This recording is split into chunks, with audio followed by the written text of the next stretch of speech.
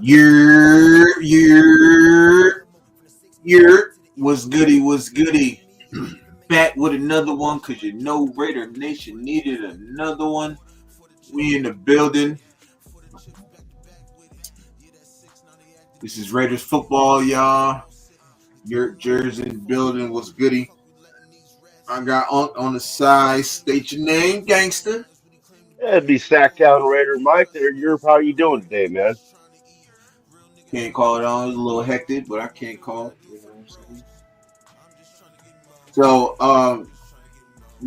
just to let everybody know, the interview with the Violator is off. Unfortunately, the dates got mixed up somehow, but it's all good. You know what I'm saying? It ain't no bad blood between us. Ain't nothing. You know what I'm saying? Salute to the Violator for even giving me a shot. You know what I'm saying? But unfortunately, it's not going to happen, y'all. So apologize about that, but it is what it is. What it is. You feel me? Matter of fact, let me take this off the banner. We're not gonna have that interview no more. Just take that off the banner.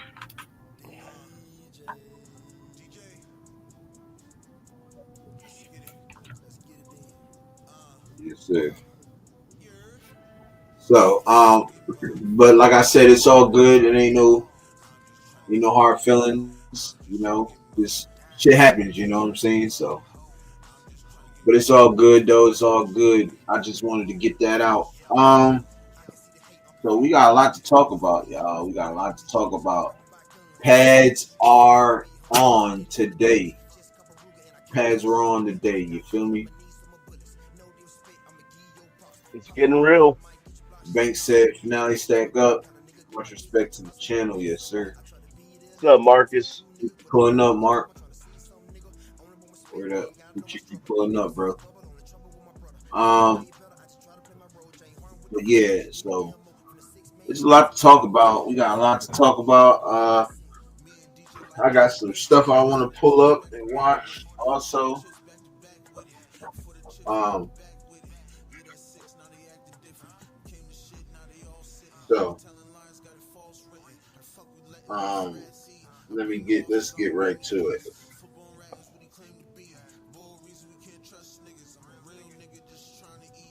Here.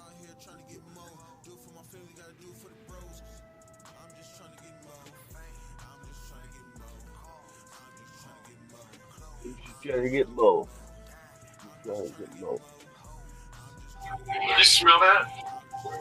The sweet stench of pain and the sweet sounds of suffering. Must be the first day of Pats.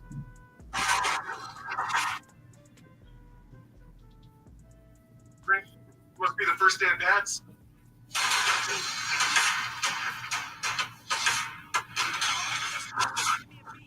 That's where you gotta get yourself, man. You gotta get yourself rich.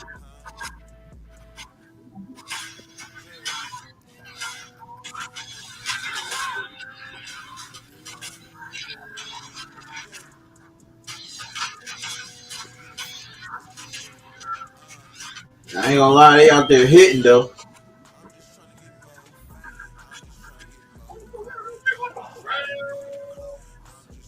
They've been wanting somebody to hit for a whole off season, so now today was their first chance.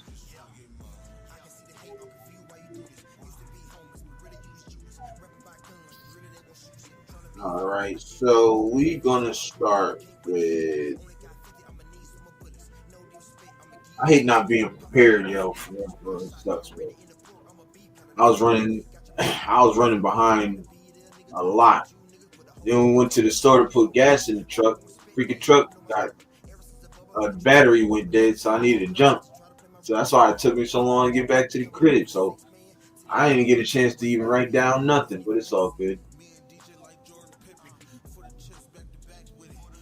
What's up, Banks? Much respect to the Raider Nation, yes sir. That's right, So man. yeah, um,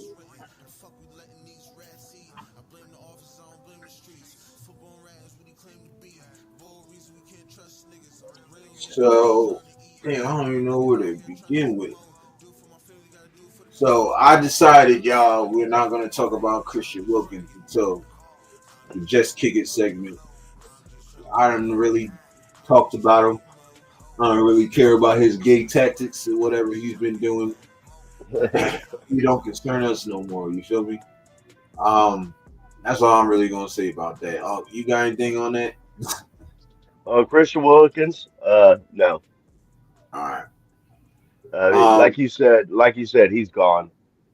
Yeah, You there you know, go. we got other things to talk about. Thanks. So y'all, we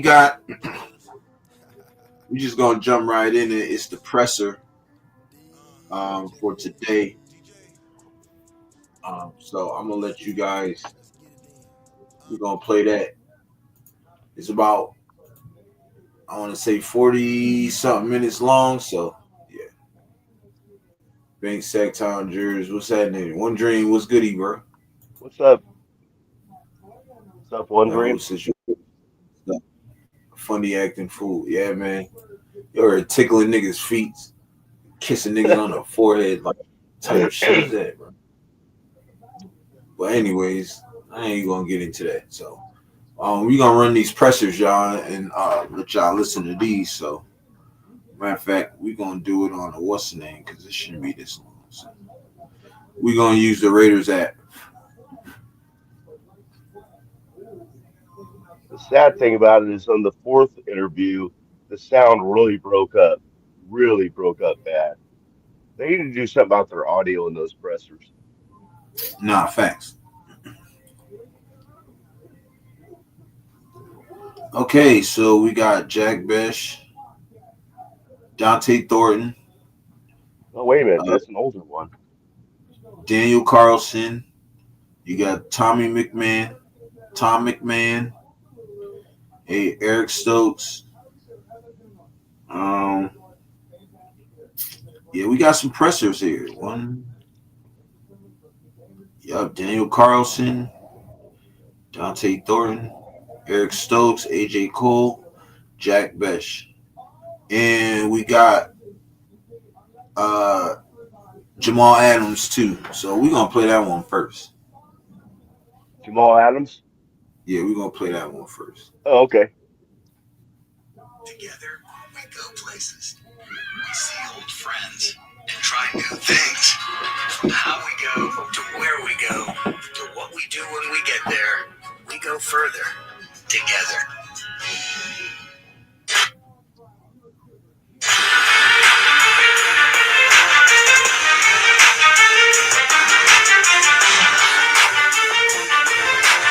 Rose Town, what it do? Raw Dog, what it do, man? Rosetown, Law Dog.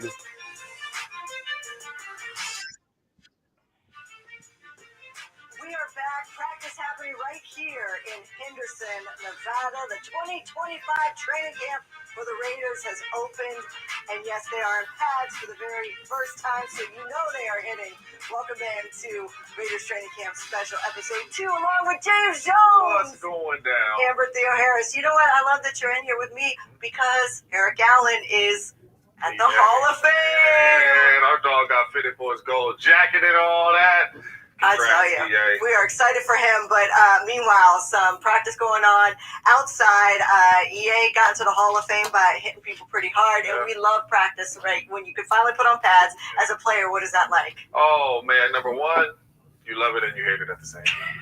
Because you know your body's going to be sore, but you love it because you know, hey, once you start putting them pads on, we are one day closer to the real thing. That's right, and here at the Intermountain Health Performance Center, you can get a little feisty day one too, right? Yeah. Said You love- can actually Love all y'all. About to pop off. Go Raiders. Later. Hey, that's what you doing, Raw Dog? You gonna hop off? Carroll, Nah, probably fuck the with culture you, bro. that he's established here, of course. The big storyline is Hey, come back. and regime and having Pete Carroll out there. Yeah, you already got one chill, Law Dog. Come on. You afraid to get more chills? Wilkins, he was released a couple days ago. But how does this reshape the D line? Because that was expected to be a strength with a healthy Malcolm Kuhn. This is huge because you get a guy that can not only stop the run, but he can also rush the passer. And to lose him, who knows what type of depth we are going to have there. So really right now it's an open competition there with some of them D tackles, and I don't know how that's going to look. I'm not going to lie. Today, the offense got the best of them, running the ball downhill at them. So we really are going to have to find somebody to fill in there for them really, really fast. I saw you run out there the second the wideouts started going up against the DBs because the former wideout, you obviously wanted to see what's going on, especially with some of these young draft picks, right? You wanted to see Jack Best. You wanted to see Dante Thornton. What did you see day one when you're standing? What was the number one thing that stood out to you? Well, number one, I don't know if I'm little, but I always walk up to these dudes and I'm like, my goodness, y'all are huge. But right when I walked up to Thornton, he is a big boy. He can run. He is physical. And in one-on-ones, took him a little time to get going, but then they went to team. And the way he performed in team, it looks like we got a like, superstar subscribe, on our hands. The way please, he moves, how please. physical he can be. Gino was looking for him a lot out Your there. boy's They at designed a couple plays for him. 626 right now, It's y'all. going to be exciting to see this young rookie get after it, 626 knowing you got subs Brock right Bowers now. and Jacoby, and you're going to be able to run it with Quarter way to You saw 1,000, Trey y'all. Tucker Quarter get a way. lot of reps early with the first team, and that is just a weapon that you pull out. How do you expect him to fit into the mix? Now, I'm not going to lie. I walked over there, and I seen Trey Tucker in them one-on-ones. Look at me, didn't I? He was cooking them boys. He was. In one-on-one. So I'm excited to see him, too, because you got two dudes now in Thornton and Trey Tucker that can really run and really blast this thing open when you talk about two deep threats. So this will be fun. Offense is looking good. You got a guy under center, obviously we know in Geno Smith, that is very, very accurate and can throw the air out of the football. So it should be good. There was definitely two guys that stood out. One was Trey Tucker to me. The other one was right away. You saw Ashton Jeanty. The power. It just seemed like the crowd was out, the fans were out here, and they would get excited every time the rookie would get the ball. What are your expectations for Ashton Jeanty? Well, my expectations is very high. And I walked over to you and I said, hey, two things can be true. I see 1,300 yards from the rookie. I mean, he had run where he pressed it and just cut it back to the other side. And what we've been saying, 1,300 for Jeanty, right? Yep, exactly. Sounds. That's what he brings. He's lightning in a bottle. Every play could be a home run for him. You've seen flashes of that today. How exciting is it to have Geno Smith here, knowing that you have a Pro Bowl quarterback that has had success with Pete Carroll, they're reunited again, and then the very first preseason game, which we're getting ready for, is going to be in Seattle. I know Geno Smith will not be playing probably in that game. Not be playing in that game, but still, the storyline, they had success together. And what does it mean for a player when you're put back into a situation where you trust your coach? I mean, some of your coaches changed your career for you. No doubt, and that's huge for him because you talk about quarterback play. You got a coach that believes in you and Pete Carroll. I walked out there and I seen Coach Olsen, Greg Olsen, who was my really good friend and my coach, and he told me I ain't been around a quarterback that's as accurate as Geno Smith. Yes. And he's had an accurate one because Derek Carr was accurate as well. And he was like, Geno Smith is just on a whole nother level when you talk about accuracy and where he could place the ball. Just had nothing but good things to say about him. But he's that type dude. And he can make some plays with his legs. So I see them getting off to a really good start. Pete Carroll, they won 10 games under him with Geno Smith. I think Geno Smith's going to have a heck of a year. And what is the number one thing you're going to be looking for as we start to see some of these preseason games? I know it's about depth, right? It's about position battles. Yeah. We do have a lot of veterans that were brought in free agency through John Spytek, but also it's a very young team. That's actually very exciting. Yeah. One thing I'm looking for early, the violence, right? I want to see us run the ball, and then I want to see us, hey, man, come down here. I want to see us tackle. I want to see us tackle because you can't really do tackling here at practice. I want to see what type of defense. Shit, I couldn't tell the clips I was looking at. Goddamn, they smacking each other. Team, and one they just added was Jamal Adams. He is a veteran safety who is healthy now, and we know what he did with Pete Carroll while healthy. We can't wait to talk to him. He's coming up next right here on Raiders Training Camp Special.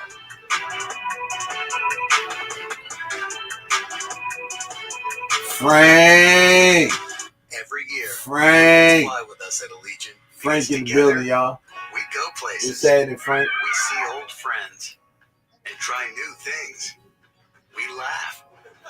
We really like to laugh and reconnect.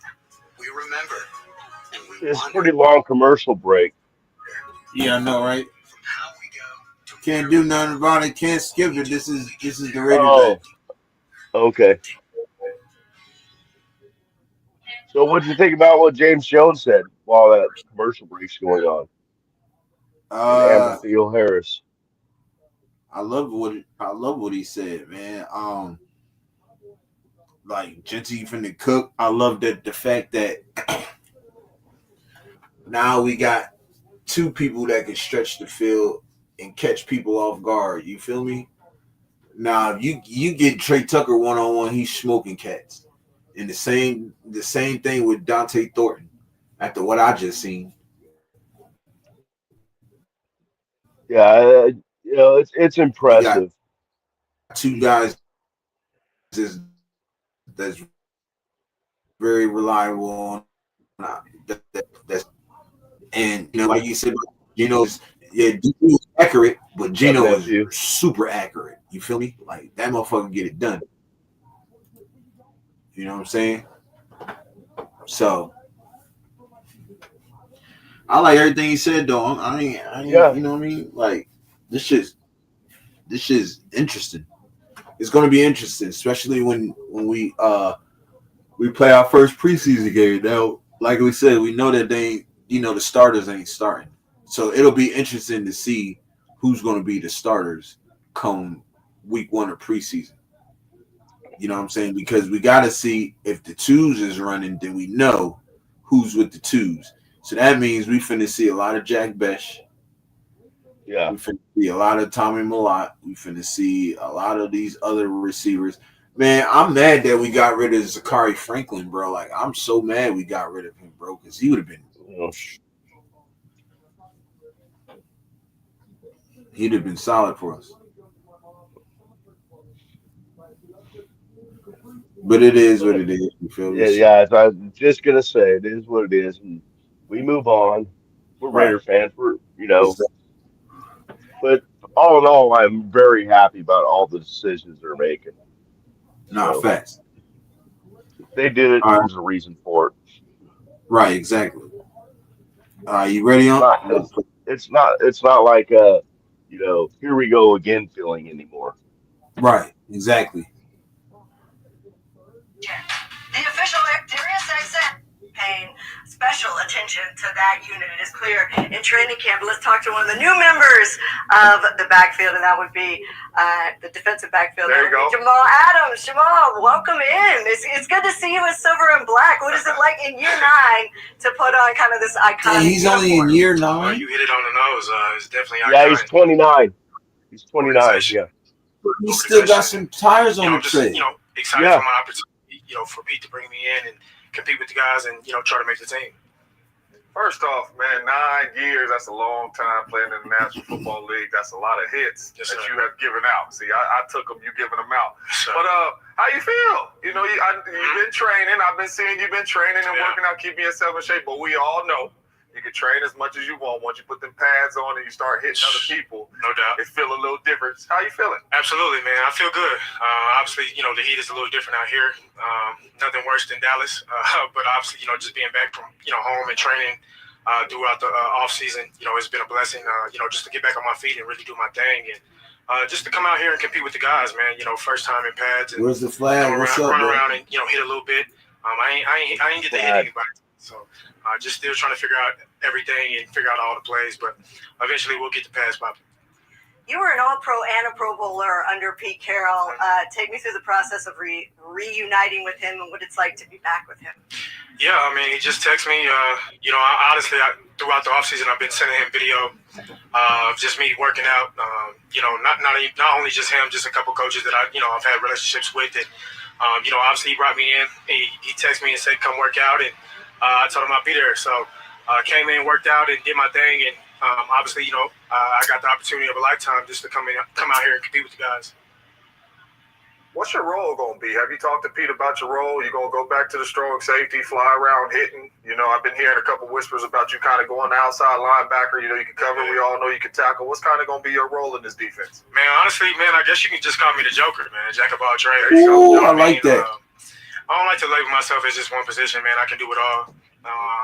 Whether Like to hear that. that's playing linebacker, whether that's playing safety. In my eyes, I believe I can do it all. So, just say I'm the jack of all trades.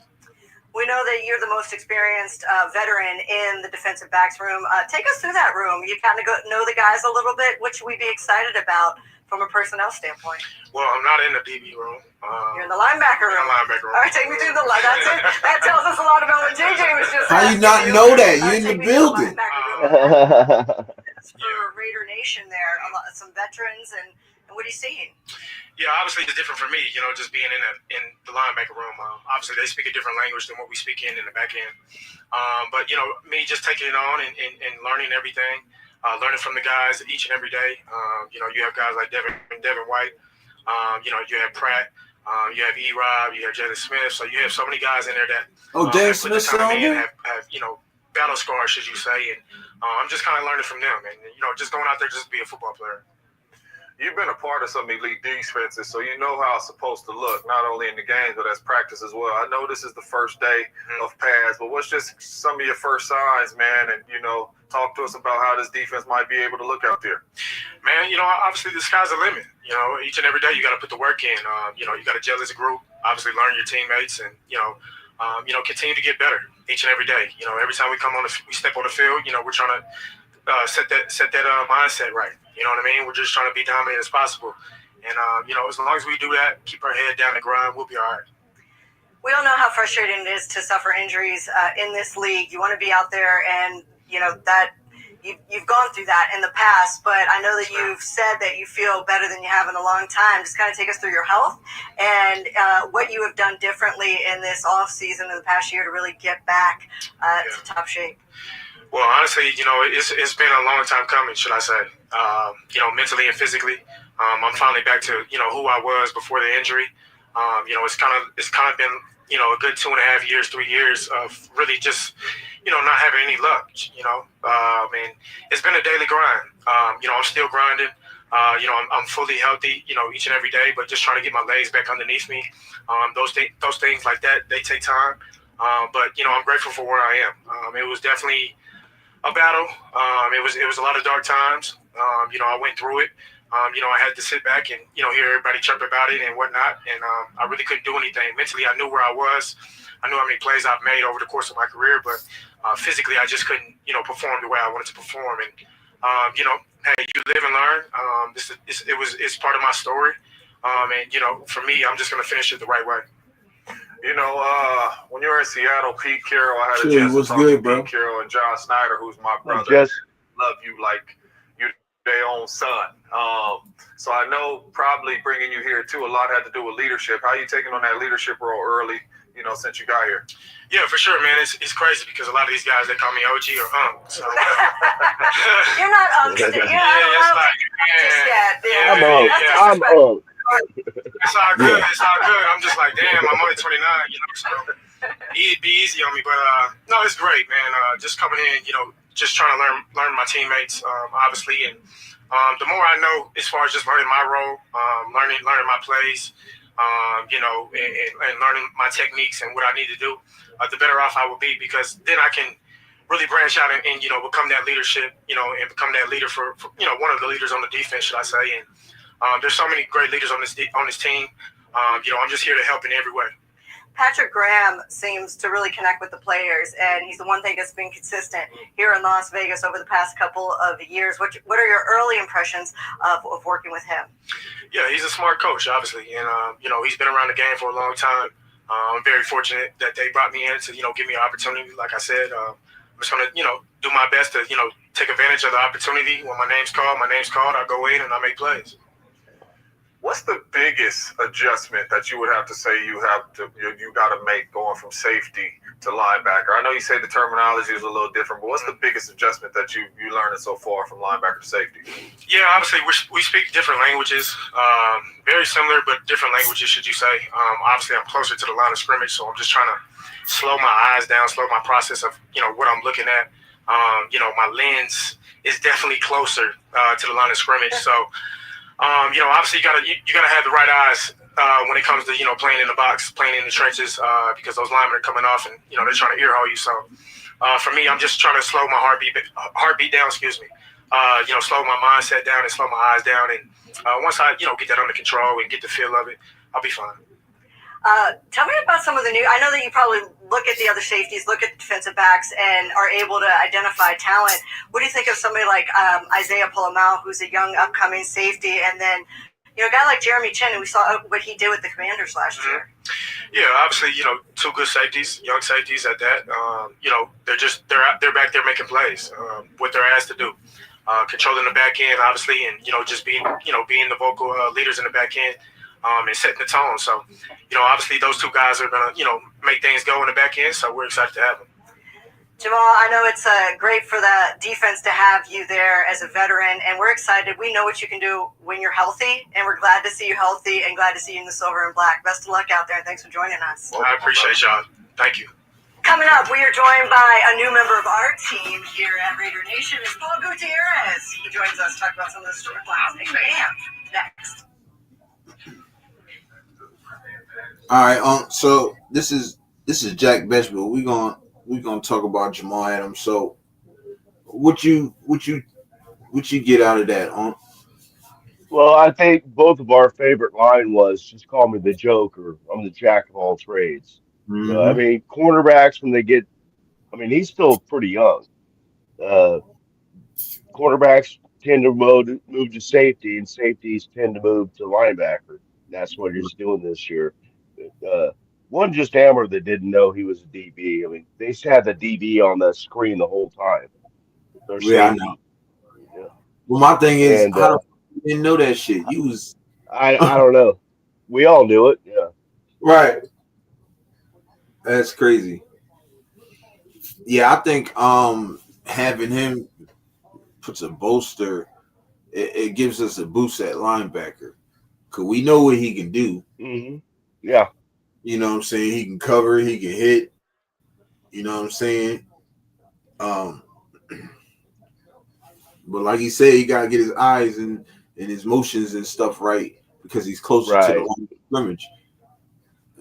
And it shouldn't take him that long because he's been playing close to the line of scrimmage, you know what I'm saying, especially in Seattle. So it shouldn't take him that long to, get adjusted and everything like that. So like he said, he'll be fine, and yeah, he's like he said, he just has to slow down the stop process a little more now because he's closer to the line. So, exactly, and he'll be fine. Yeah, he'll be fine by.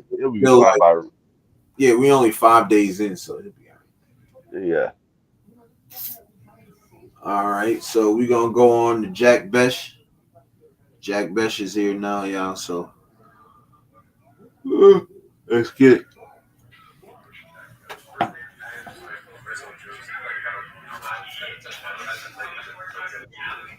Yeah, it's all about just the scheme. What all the coaches are talking about. Just being able to attack leverage, uncover the DB's leverage. Find the ways for the QB to get a throwing window to you.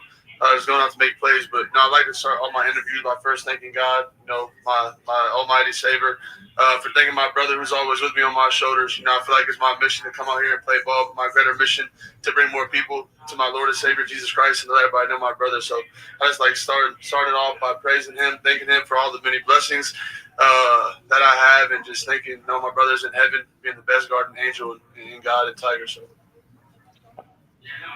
Who are you right now with every change to what you play ball in, schemes, language? It's a very different thing. Now, you went to 2 different colleges, so you had to make that transition once. What's this been like? Yeah, I'm starting to feel very comfortable in the offense. Some days you'll see me at outside, some days you'll see me at inside, some days you'll see me at both. I know the ZNA pretty well. Obviously, it's a lot of time studying the playbook.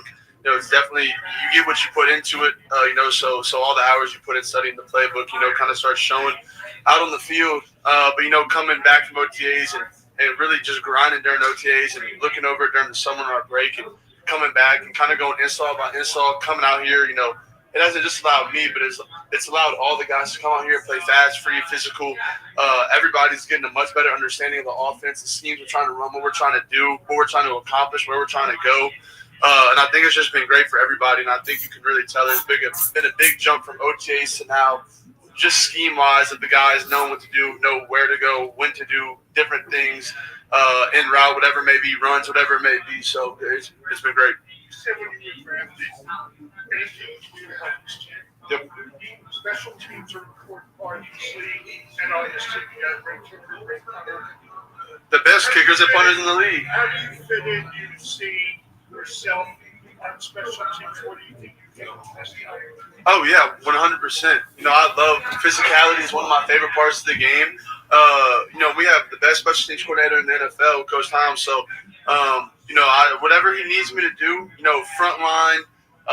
You know, if that's punt return, kick off, kick return, whatever it may be, I'm all for it. You know, I like going and get dirty. I like putting my paws on people.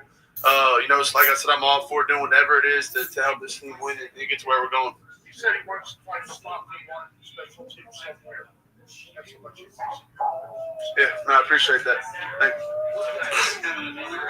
Highly drafted rookie receiver with all the expectations what's it like?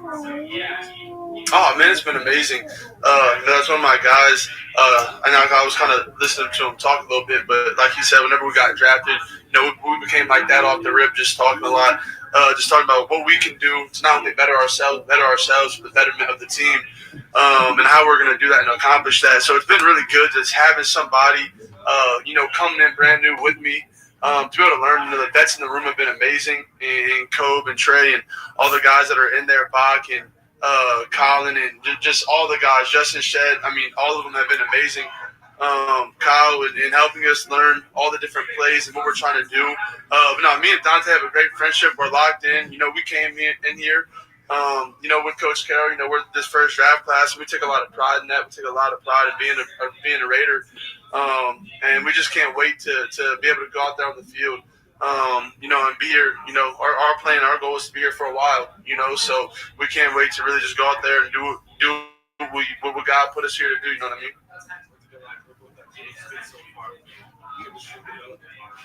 Oh, it's been amazing. You know, Gino's a real vet. This season, I think 13 for him. He's seen every coverage over like 1,000, 2,000 times. He knows so much what he's doing.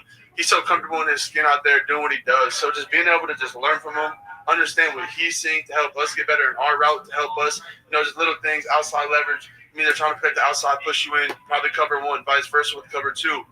Just little things that he can pick out so quickly and easily that he can just feed onto us to let us know to help this whole machine just run a little better. And he's a real leader too. You know what I mean? Like on and off that field, in the building. You know, he's a true leader, and I really appreciate everything Gino's been doing for not only me but the team and for the whole organization.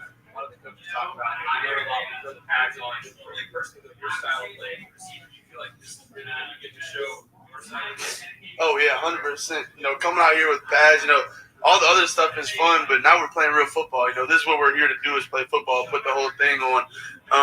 So like I said, one of my favorite parts of the game is physicality, that special teams, en route, in the blocking game, whatever it may be. I like putting my hands on people. That's one of the things I take pride in. You know, and it shows you care for your teammate. You know what I mean? Whenever Ashton looks out there and he sees the wide receivers out there, you know, all because Coach Beatty, you know, he's instilling in us, you know, you got to block to get the rock. You know, so just for Ashton or Raheem or any of those dudes out there, whenever they look at us, and they're going to know that we're going to get those blocks. And if they bounce it out to us, you know, they're going to have a lane to run. So It's a pretty unusual situation with the second rounders and the contract and all that situation. How did you approach it? Because we're always hearing to this team. So like, hey, let the agents take care of that business. 100%. I let the business side do the business side, and I just did my part and play football. You guys all good? Exactly. How excited are you? Last one. First preseason game is right around the corner. How excited are you to wear the silver flag all day, not just media day, but actually be on the field and make some plays? And I'm very excited. No, I said it's a blessing. It's a dream come true. Not only my dream, but my brother's dream. To be able to lace up for our first game in about a week and a half. It's truly going to be a blessing. You know, I'm going to soak it all in. But at the end of the day, we're here to win games and to go do our thing. So that's first thing first. Yeah. Thank you. Yeah, thank you.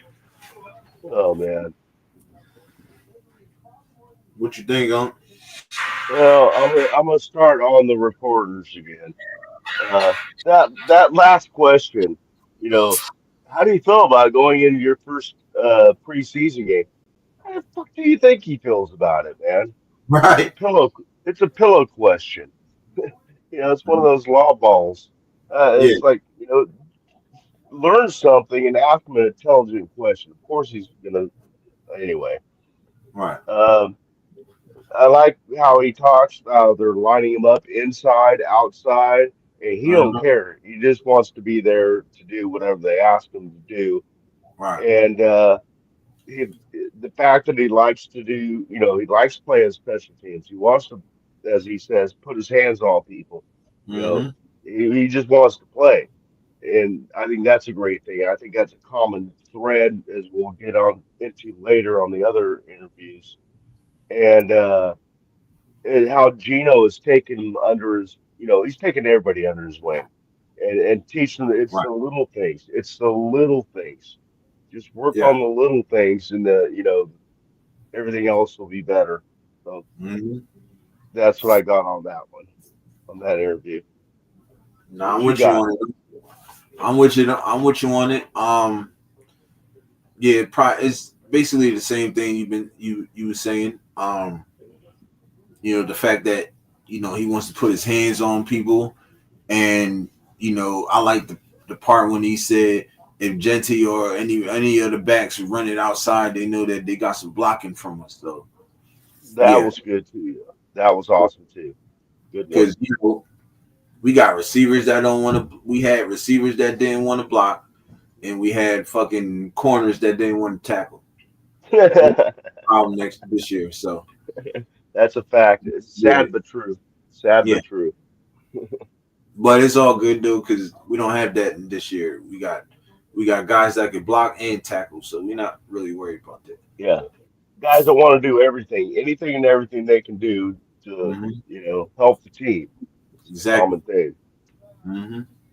They want to block, I'll block. But Yeah. man, I want the running back to know that, if he has to bounce down to his side, like he said, I'm gonna be there to throw a block, man. Mm-hmm. And another thing I like when he said, I don't care if I play kickoff, uh, Yeah. punt return, kick return, it don't matter. I was a person that played special teams, and I was really good at special teams. Played kick return, punt return, and kickoff. Mm. So I wasn't never a returner, but I did play both special teams. But I was just, I ain't gonna lie, I had 9 tackles my first game on kickoff. oh yeah, Mm-hmm. nice. Down there, fat pop. That's all you heard. So you heard was my name. Tackled by Jonte Atkinson. Tackled by Jonte Atkinson. Tackled by Jonte Atkinson. You heard it. Like, oh, you ain't playing out there. They had it on one of those non-stop reels where you just keep hitting the button.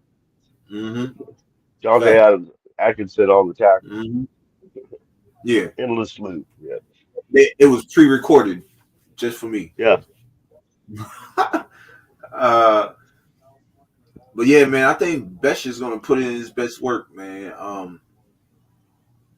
He playing for something. He's playing like he said, they want to be there. They want to be able to stay for the long haul. So Yeah. and I like And the fact and they're I like the fact that him and Dante Thornton is already locked in, he said. So I think that's dope. yeah. And the other part is that we mentioned it before. He's got the Tiger, looking over him too, his brother, Yeah. and so he's playing, like we keep hearing, with a chip on his shoulder. You know, Right. One something to thing prove, I I ain't should agree with say. him. One thing I didn't agree with him, and it's actually facts. It's not football related though. But he did say that his brother is in heaven watching over him. Well, I'm sorry to be the bearer of news, but in the Bible it says that when you die, you don't go to heaven or hell. You just rest. So uh, that was my only thing with that. But anyways, it was just something small. But anyways, but anything, I liked what he said, man. I like what he said, his attitude, and how he coming about it. You know what I'm saying? So I rock with it. I like it. Yeah. Um, Well, like since you brought it up, I'm gonna go ahead and say this. He's like, giving all praise to the Lord and all that stuff, which is fine. But yeah, this that's good. comedian wrote this. The comedian wrote this skit once, and he was talking about every time a player does good, they say, "Well, thanks to God, he's following me and stuff like that." But Yeah, whenever they talk to somebody that had a bad game, they don't go, "Hey, how was your game?" Well, everything was going great till Jesus made me fumble.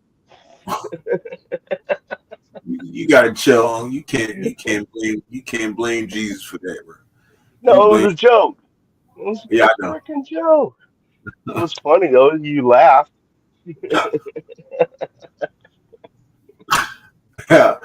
Oh man, you gotta chill. Um, I gave myself one. I'm at two um, now already. but yeah, that was only it for me. That's all I got on that. What you got? You got anything else on it? Or you good? Not on Jack Vetch, no. Nah, I bet. So next up is Daniel Carlson, y'all. Next up is Daniel Carlson.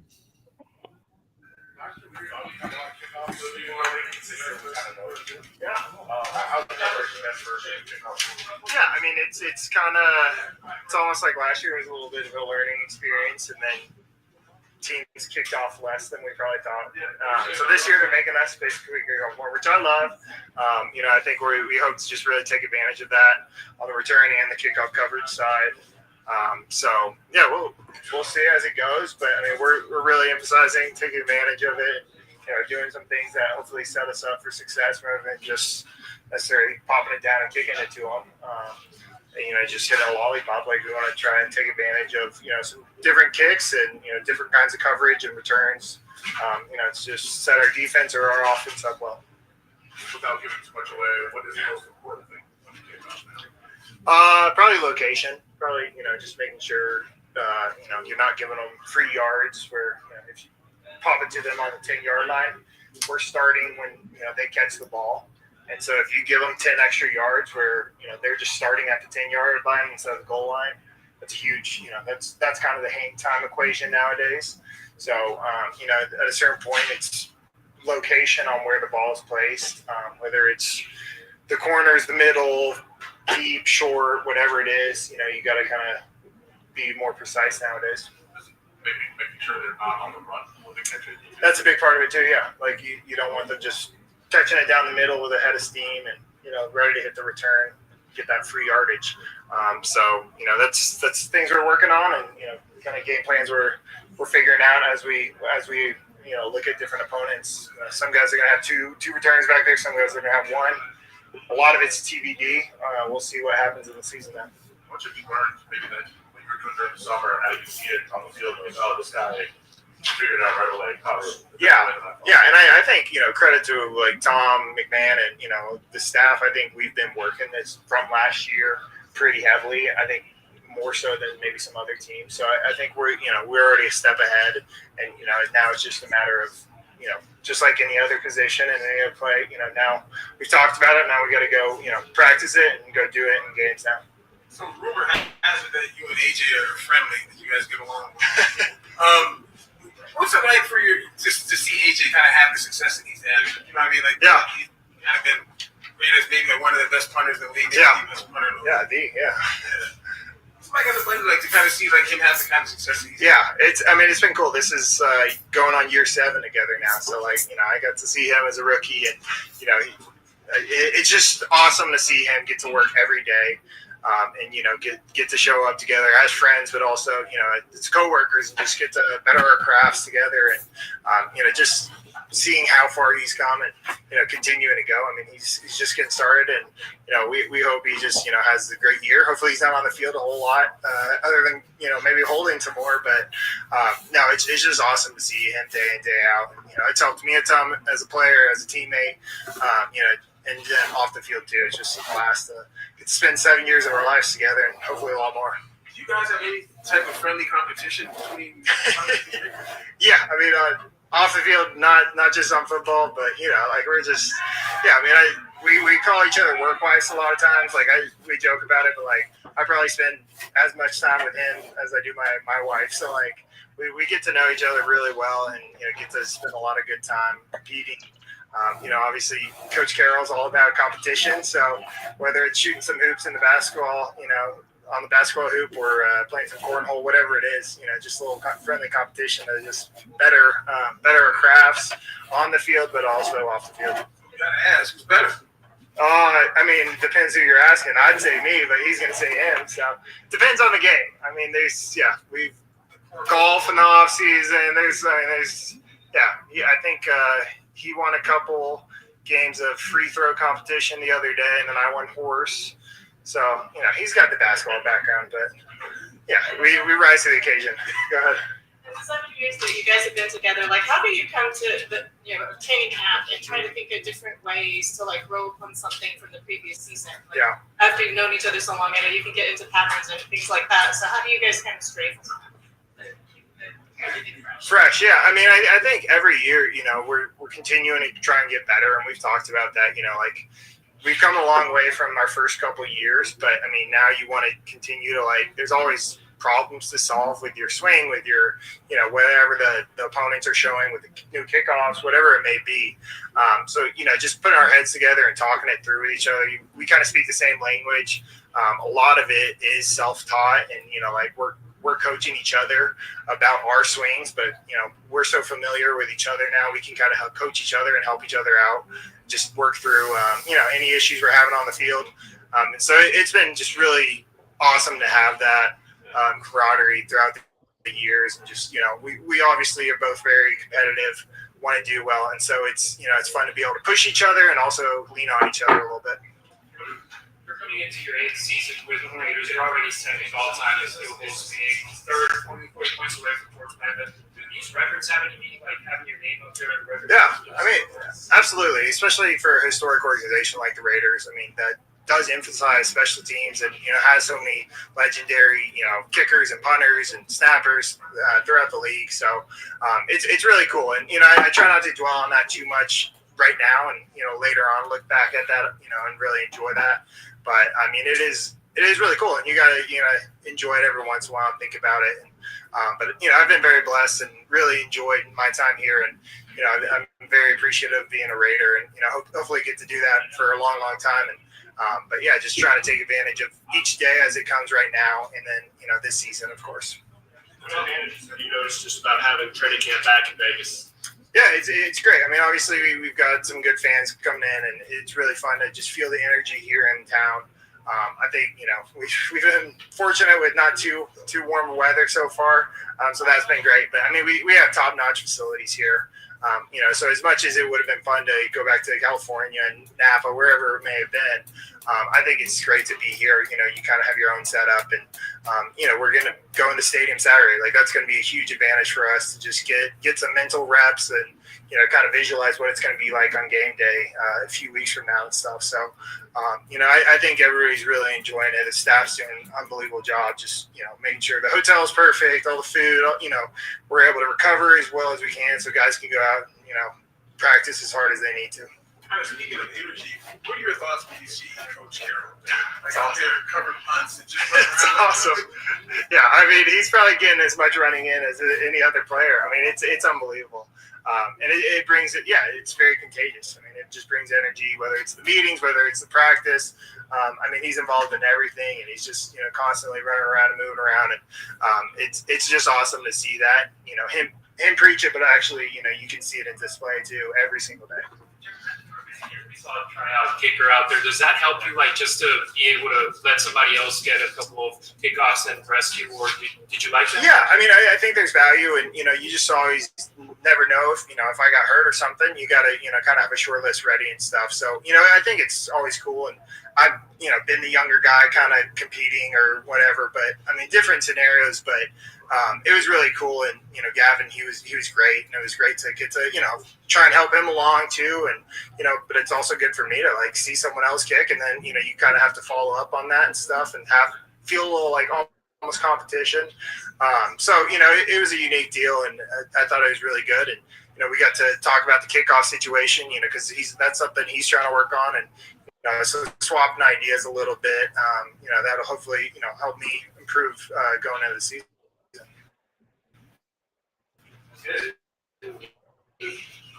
Cool, thank you. Thanks, guys.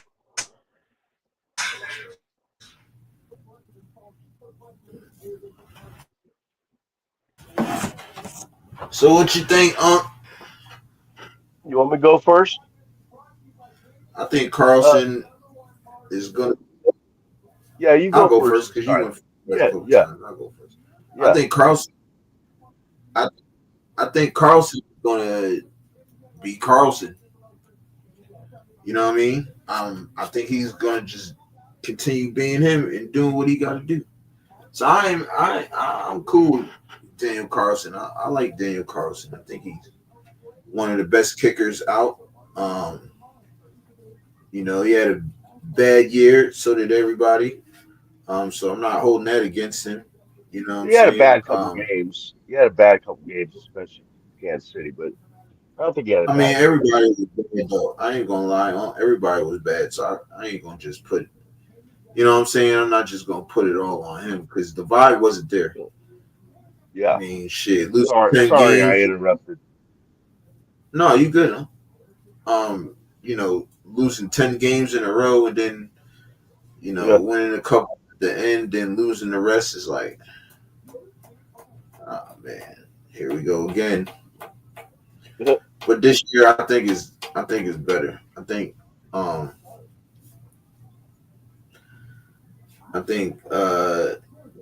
everybody's gonna, do what they gotta do to succeed. You know what I mean? To have success, and that's what we need is everything. We need everybody to, do what they need to do so we can have success and win games. You know what I'm saying? If we don't have success and we don't win games, we in square one again, right? And now we talking about Pete being fired and all this dumb shit. So yeah, we need to start on. We need to start off hot and cook with all cylinders. You know what I'm saying? And I think we're doing that. You know what I'm saying? It starts with the offense. Well, first it starts with the coaches, then the offense, the defense, and then the special teams. We gotta win in all three phases. We don't win in all three phases, which we haven't been. We're gonna be shit out. You know the song. You know what I'm saying? We shit out of luck. So shit out of luck.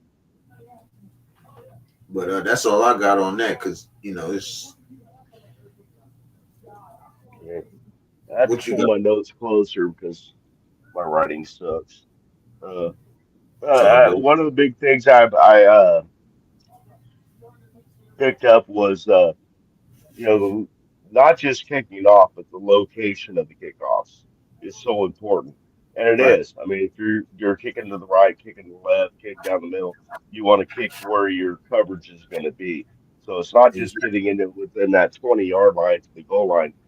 That's a big rectangle, 55 yards wide, 20 yards deep. Yeah. But putting it in the spot where the play is supposed to be ran from, as far as the defense. So I thought that was really cool. Right. They hey, wife's letting the dogs out. She let the dogs out. Okay. Yeah, you where got. was I? Oh fuck! I'm gonna win tonight. I feel like you working towards you trying to be ahead. Yeah, I'm trying to get the record. So the other thing, of course, is girl. Bring your behind up on here. Bring it up on here. I sent you the link. It's in your Instagram, Blue.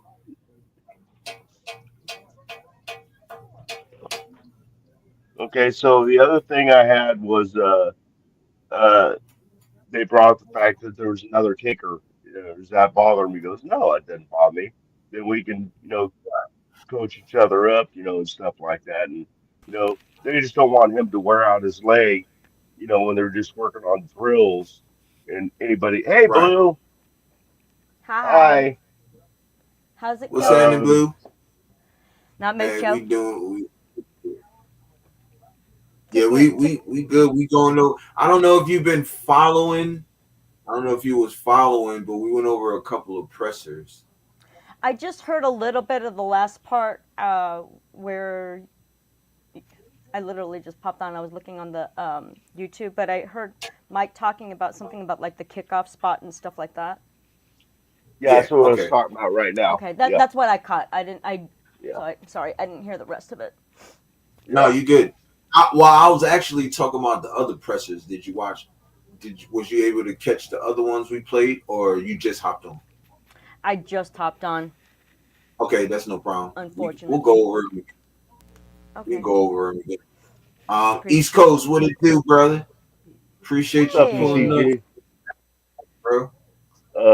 So anyway, my other go ahead. No, you good. Wasn't I just want to. Oh, go ahead. Oh, it's my go? No, I went already. Oh. It's your go. Okay. Okay. I thought you had something else to say. So I was talking about the young kicker, and he's totally fine with it. He likes it. You know, they're trying to save him from kicking off so many times and wearing out his leg when they're just doing drills and stuff. The other guy can do that. You know, and how AJ Cole and him have been together so long that 7 years. they know, yeah, they know each other's, as he put it, swing. You know, and he's like going, you know, hey, if I'm not making, you know, my swing looks different on my kicks, he will go, well, I know she did this thing this time. So, you know, the punter and the kicker have a special relationship, and that's great. And then let's see.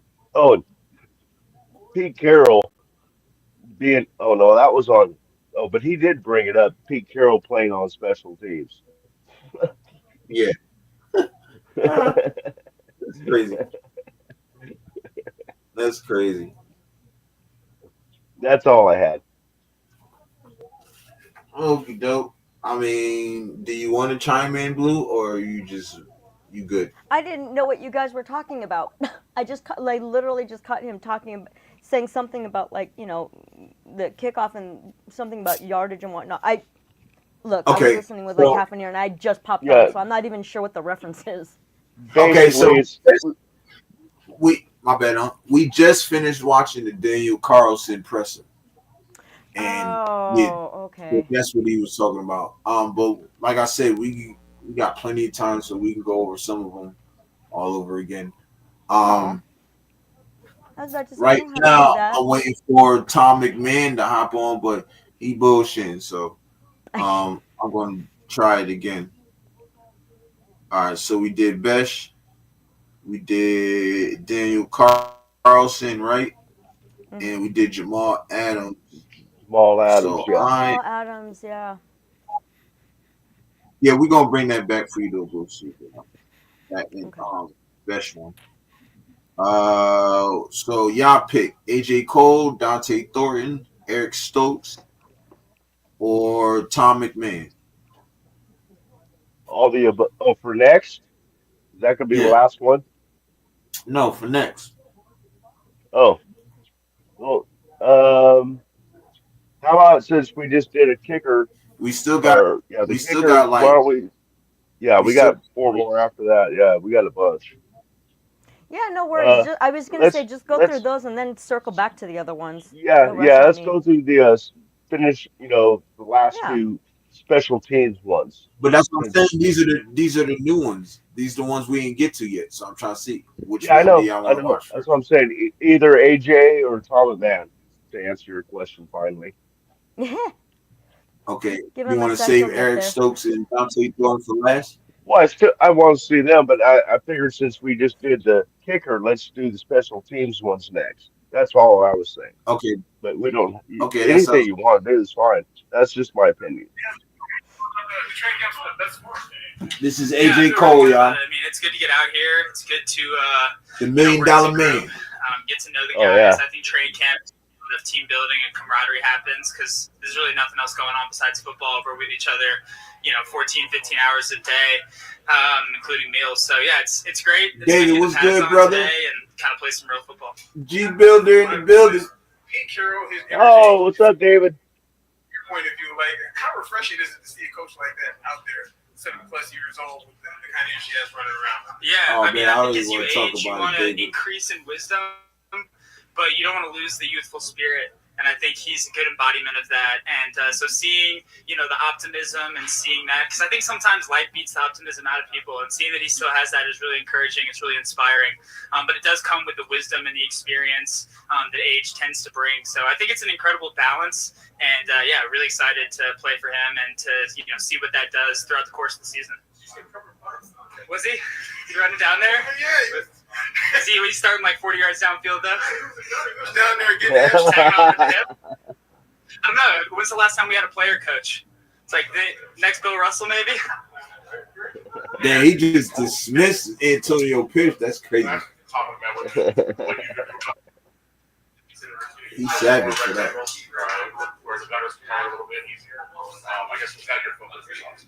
Yeah, definitely. I mean, every offseason, I just spend hours and hours and hours staring at the football, trying to think about how I can kick it further and higher and closer to the sideline. And so that's the goal every single year. And, maybe there's a year where it's perfect, but it's never been that yet. And so every year there's something to work on. But yeah, if I can put the ball in a small rectangle and give them a tiny field to work with, we got explosive returners in this league. There's 32 guys on 32 teams. They can crib it every time they touch the ball. And so if you can give them this little field to work in and, make guys try and tackle them in a phone booth, I think that's best. Max is the blocker on the edge for field goal. How much trust you had in there? Where old guys off for getting through there as a whole. I mean, how much more trust can you have in a guy? I mean, that's someone is gonna do everything he's got every single play, and I think it's good to have him out there. I just respect that a guy that's getting paid what he's getting paid, who has the accolades that he has, is going to take something like field goal as serious as he's taking it. And, we'll see if he ends up out there on game day. But I think that the fact he's out there in practice sends a message to the rest of the team that there's no job too small, no detail unimportant. And we're going to do whatever we take to win, and we're going to have the 11 best on the field on every single play, whoever that 11 is. He's trying to set his own practice. Or is he going to do that in the game? So we wouldn't waste reps like that. Yeah, 100%. I mean, he's playing good out there right now. Pressure, like being best punter in the league. That's because you're my guy or whatever. But do you feel any pressure, like getting contracts and everything else, and being recognized as? Yeah, I was actually talking about this a little bit earlier. Is the funny thing about my job versus Daniel's job is, for instance, is for Daniel, the uprights are the exact same dimensions every single year. So there's like a theoretical max to what he can do, which is make 100% of his kicks. But for a punter, the better you play, the more the goalposts just shift. If I kick it 50 yards, can I kick 51? If I kick a 4.8 hang, can I kick a 4.9?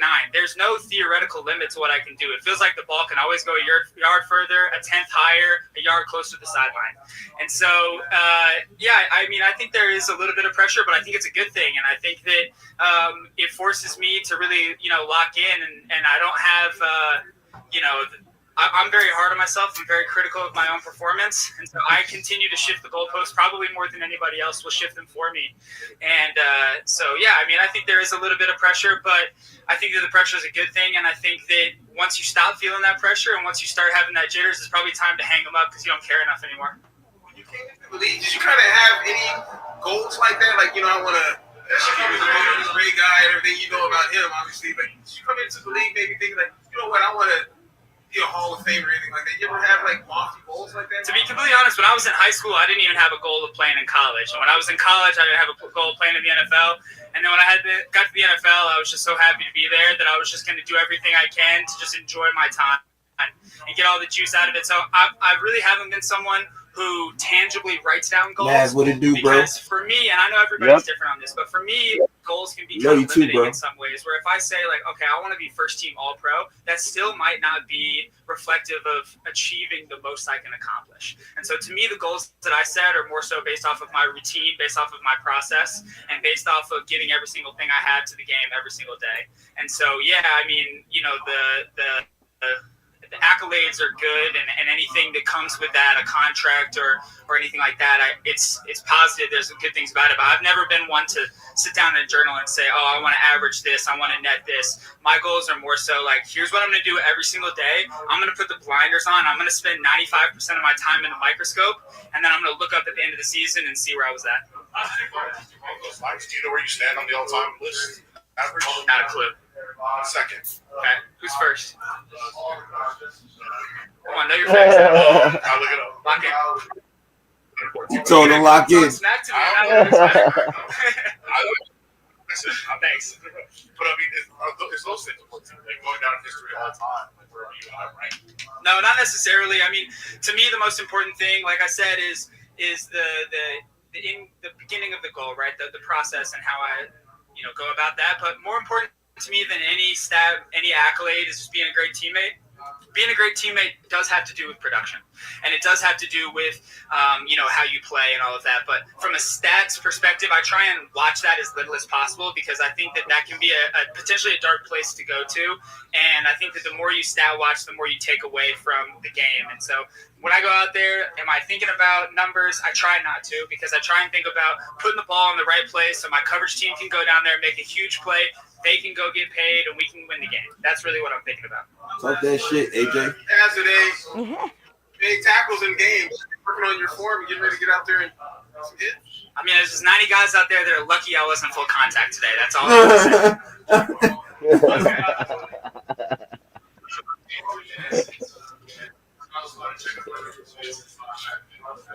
I hired a new landscaper. I'm not going to say his name. We're gatekeeping. Because the time he's dedicating on my yard, if we get too many clients, he's not going to have that kind of time. But I tell you what, he's putting in the work right now. Really, he's leaving late, first man in the building. The plants for the middle of August, it's July, look fantastic. I mean, what we got going on through the summer, I've never seen such greenery. I've never seen such positive growth. Do we have some dead leaves here and there? Yes, it's Vegas in the summer. But the shrubbery looks fantastic. Thanks. The shrubbery. Yo, he's funny, yo. Yeah. I love AJ Cole, man. Yeah, me too. California Beach boy. He's a fun interview for sure. Yeah. Nah, facts. Kind of like JPJ. Oh man. Oh yeah.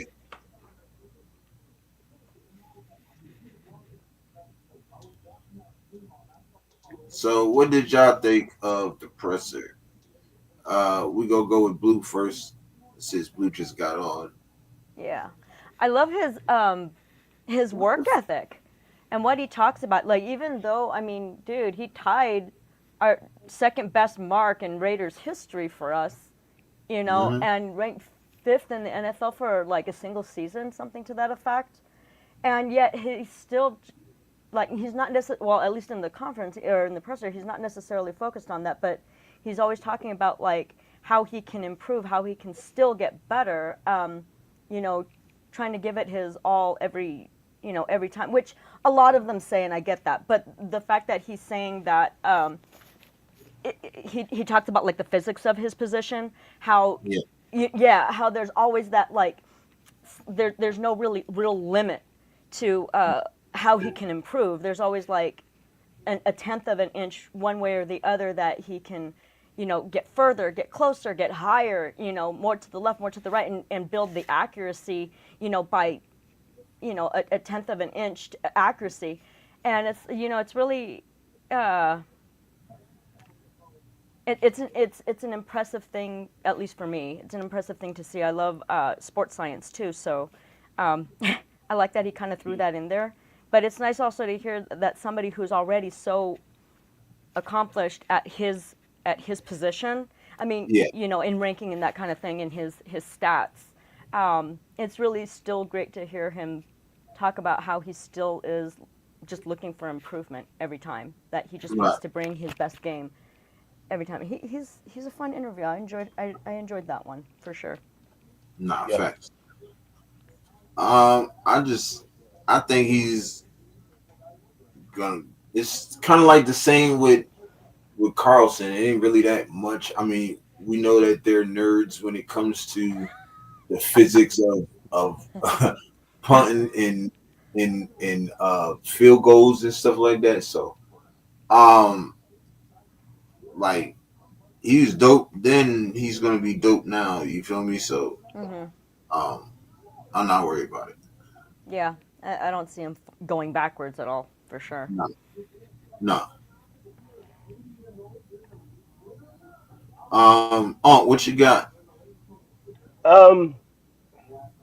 Again, just like Daniel Carlson was talking about on kickoffs, he was talking about putting the ball, you know, in a certain area to where their coverage that play is going that way. So it doesn't do no good if you're doing a, right side kick and all your players are going down there for that right side kick and you kick it in the middle or the left, Right. you're screwed. So putting it in that one spot, him and Carlson both said the same thing on that as far as punting or kicking to the other team. And Right. uh, God, the fact that he brought up that all players are playing special teams, even Max. Max is playing Right. special teams in practice because they're again, Yeah. even though Stone I really don't see him playing, but who knows? It's a critical play, Right. maybe. And he said no job is too small, man. I mean, you got to. He every little thing, and they're looking at details, and that's Mm-hmm. that's that's what I like to see. And then I'm a dog the reporter again that asked him a question, and he goes, "Do you know what your ranking is?" He goes, "No." And he Oh goes yeah. second, and he goes, "Who's first?" Mhm. I don't know. I'll have to look it up. What a dumb motherfucker.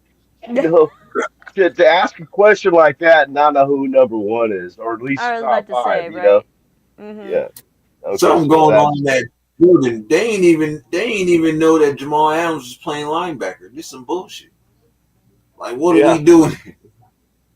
They gonna ask them how was playing DB. He like no, he's like, how is the cornerback room, the DB room? He goes, I'm in the linebacker room.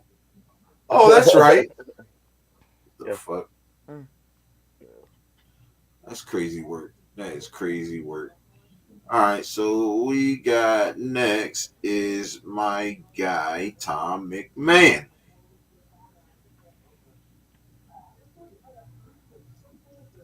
I just gotta find it real quick again. Here we go. Oh yeah, and the fact that he said the other 90 guys were lucky he wasn't going full Yeah, time that was back funny. that day. That was fucking funny. Yeah, it definitely was.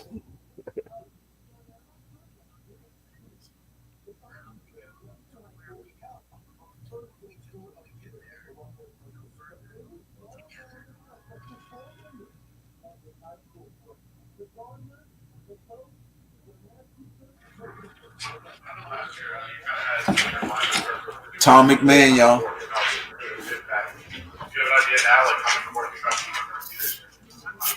Yeah, I think, personally, I think you're going to cover probably all of them. When you go into the season, it's hard to give up the 35-yard line on a touchback when last year the average drive start was the 30. So it's hard to walk in and say, hey, we're just going to get 5 yards. But I can't tell you exactly how many, but I would say pretty much most of them guys are going to try to cover. You expect you to preseason to see what Barcelona does, or are you kind of saving that? Scheme-wise, we'll save. But we'll try to cover every kick because we owe it to our players to find, who the best guys are. So we'll try to cover every single rep that we can to see who the cover players should be and shouldn't be. But from a scheme standpoint, we're going to try to save some stuff. I think everybody will. I love the rule. Yeah, man, how you doing? our special teams players now, they got to work every single play. There's going to be a tackle. You got to block somebody every single play. So at the end of the season, you're going to have guys with 20 tackles on kickoff. And last year we covered, I think, only like 27, 28. You get that up near the 70s, and your special teams players value, it skyrockets. And they want to play. They're football players. They want to make plays. Same thing on KOR. They want to block. And your returner value skyrockets. Last year you got 20 returns. This year that player has 70. I mean, I don't know in the league who gets 70 touches before the season starts.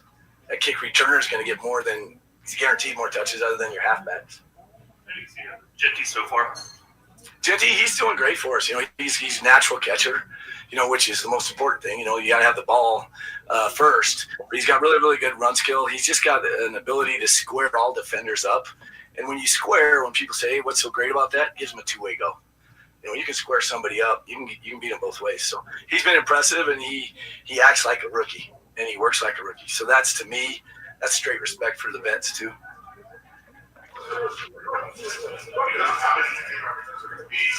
Is it easier, I guess fight's not the right word, but easier, like, especially to say, hey, we need our best guys out on the Yeah, our best kick returner, regardless of, who they are, where they're drafted, that's a guy that's going to play. So I think that's what everybody's going to do. Special teams somewhere. Every player, and I'll just be cut through with you. Every one of our players is playing special teams. Every starter, every player is playing. So yes, every single guy right now is playing. When you're watching practice, there's nobody that doesn't play special teams reps. Contact, positions. You know what I'm saying? From that standpoint, a lot of receivers, play strength wise, will struggle a little bit on kickoff return because it's a 5-yard box now. The blockings from 5 yards, where before it was a 3rd and 18 play, it's a 4th and short play now. If you really study the play, so you need big guys like him at play strength. He's a rare wide receiver that can play in the interior on punt. He's not necessarily just a gunner. So I'd say his contact play strength is very good. Oh, no question. Jack's tough. College, yes, out here. Yeah, Jack's tough. That's not a question. Mix of guys kind of handling kick and punt return. You see guys like Sincere or Dylan or Tommy even. When you look at these guys, what are some things that you've really liked about them so far as to kind of why they attribute to that factor in the game? The big thing is from a kick return standpoint, it's going to come down to a little bit of play strength. A guy that's 160 pounds, 100 reps, pounding it up in there, it'll wear on him a little bit. So we're trying to get some of them bigger bodies, to catch the football. I think everybody's kind of doing that. That doesn't mean Trey Tucker can't be a kick returner. It's just that we're using all those guys to find the best player, but it's more of the halfback type, body type is what I think you're going to see in the league, especially with the numbers going so high with kick returns. But we're going to use everybody, and they're all working hard. The best thing that they're doing is they're catching the ball. Every single type of kick, and we're hitting line guys at them. We're hitting balls that hit the ground at them. It's not going to be the 4-0 hang time because you don't give your kickoff team a head start. They can go when the ball hits the ground. It doesn't make a lot of sense to kick it right into their arms because you're waiting at the 40-yard line. So they're doing a good job. Adjusting to all those different things you want to do, and I guess is the ideal to these guys at once. I think the ideal is not just the bounce, but the location of the kick. That's the biggest part of it, and he's adjusting well. He knows what both our specialists have a toolbox. And we give them a pretty light toolbox, to be honest with you, the kicks that we're going to do, the punts that we use, and then they master those. And then it's my job to make sure that we don't kick the same one all the time. But the ball he's kicking, whether it's right, left, or middle, is really the same ball, just to be honest with you. Consistency is perfection, and we want to make that toolbox small, but can he go everywhere with it? Playing special teams, Max has been on the field goal, all the kicking team. Is that something that you would expect to see, or is this kind of set the tone out there? No, we're not going to waste reps. I mean, everybody that's out there, that's a position they're possibly going to play in the season. I mean, if I use Max on field goal and we're not going to ever use him during the season, it's not good coach. We're wasting reps. So those guys everybody's competing for a position, and he's trying to win that job. A lot of the team this offseason has been compete, right? The competition, and it's the first day in full pads. So what was that dynamic like getting? It was really good. We went punt, you guys saw it, and then we had punt return against it, and it was full rush. and so you always worry a little bit about guys getting too close to your punter because you only got one of those. But the big thing we wanted to see is, our strike progression, our communication, things like that. So it's the first time we could ever take that third step on the rush. And, we can go fourth and fifth step, and now it forces your punt team to be strikers. It forces your punt return unit to get on edges. And then you saw the gunners and the vice really, really compete. Because in this league, they're on their own field. In this league, the gunners are the only guys that can leave when the ball snaps. So we created a lot of competition today, and every single guy got a rep within the competition. He said himself that there are so many positions where you don't really know what Man, you you have gotta chill, until the man. pads come on. How have you seen that with players you evaluate? What a shit. Yeah, I agree 100%. Because it's especially on special teams, it's a play strength sport. Especially with the new kickoff, it's not, you can't hide guys on the backside anymore. The guys that are a small corner, a small wideout. I shouldn't say small, a guy that plays small. Okay, you can't hide those guys anymore. Everybody's right up front. You have to have play strength. So the pad part of it really, really is very important, and we have to do a great job of managing the reps and when we're trying to get out of it so that we can get better.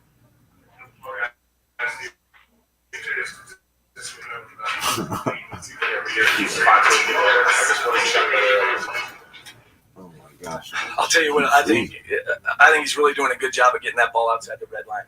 He's given us a rectangle that's very, very small, and that's important to him. He wants to punt the ball to the gunners.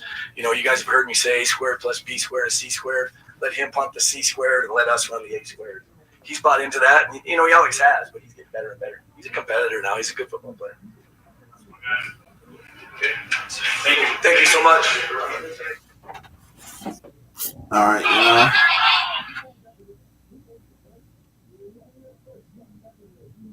So,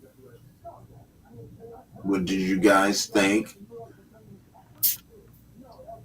He sound a lot like Rich Bisaccia to me. Shoot. He's fiery. He be talking. Yeah. I Sounds like he seen can him motivate. Oh, sorry. Go ahead. I remember last year when the new kickoff rule took place, and he was doing a presser, and they usually stand behind the podium. No, this dude's running around all over this, the area going, okay, so we're gonna go. This is like Joe Pesci. Okay, okay. Like we go over here, and then he goes running over, and he comes over here. It's not gonna work, So, but anyway, I digress. What do I think about that interview? Yeah. Is the fact that you're saying they're, since they moved it from 30 to the 35-yard line, if it's down in the end zone or goes through the end zone or whatever, there's going to be more emphasis on returning kicks because you don't want to give them the 35. You got to make them earn that. And so I thought that was pretty cool. Well, everyone practicing at special teams, we already went over that. And running backs, he thinks is going to be the more dominant player that returns kickoffs is running back, somebody with a little more speed. Doesn't mean that Trey Tucker can't do kickoffs like he said, but he feels like it's going to be a more running back position for kickoffs than receivers or DBs or whatever. Right. And they asked him, Jimmy, he said that he can catch the ball. He can catch the ball, so I mean. Yeah, I don't care what he says. Ashton Jennings is not taking kickoffs. Oh yeah, I'm just right now. I fucking hope not. I hope not. He's not on punt return or a kick return. I don't know why they keep putting that out there. Well, yeah, I mean, they're just trying to diversify their. Yeah, I think it's more about diversifying what these players can do and where they can fulfill a need. I'm not saying he's going to do that either. I don't think so. I'm just saying. Yeah. You say right. Yeah, same thing with Max Crosby. I mean, he's out there practicing. Do you really think I mean, we can't get the dude off the field when the defense is on the field. Do we need to put him into some more plays? But no, he fires me up, man. And like you said, Europe, he is a lot like he reminds me of a lot of Rich Bisaccia. Bisaccia. Mhm. Mm-hmm. Oh, what I got out of it, He sounds like fieriness, a the more. no. Oh, I was just saying the fieriness in the coaching aspect too. Mhm. Yeah. He Oh can yeah, yeah, coach. yeah.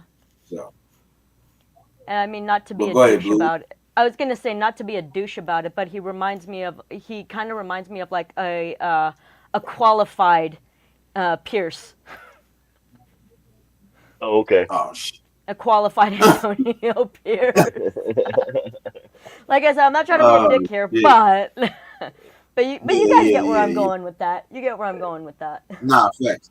Nah, Yeah. yeah, Oh he man, got she's got it. that bring the noise like Yeah. Yeah. it's her. Head. He just more Exactly. qualified. Like, Yeah. Oh man, come on, man. She doesn't get a chill for that. Come on. I said No. less. I got 3 marks. I got 3 marks already. no, you see, you outrageous with your shit though. I'm pretty sure Blue gonna catch it or just chill. What one of these minutes or hours or whatever. I think she's only Maybe. got one so far. Maybe. I Oh don't even remember. Yeah,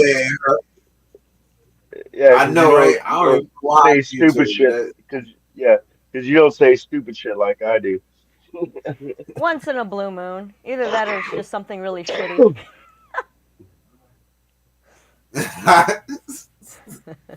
Oh shit. Oh yeah, Bob, I agree with that. He said he loves that our punter desires contact. He goes, that's a game changer. Like, yeah, it is. Whether or not it'll Nah, actually be implemented is something different, but Yeah, me and Europe I were nah, agree. talking fact. about that earlier.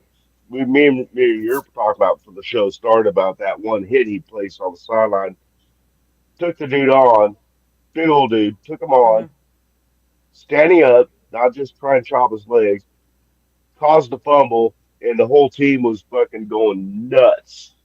Yeah. Hmm. And I think we won And that game too. yeah, he took him face on. I mean, he wasn't just like doing one of those punter blocks. You know, Yeah. he took him on like a damn linebacker, and he's not. You know, I know, bull Hey, those who skinny as can't all do. hell. He smacking yeah. cats. Yep, like he said, decleater. Yep. Yep. All right, so we're I got gonna go to the next one, which will be. I got to turn my light on. All right, I'll do Dante Thornton.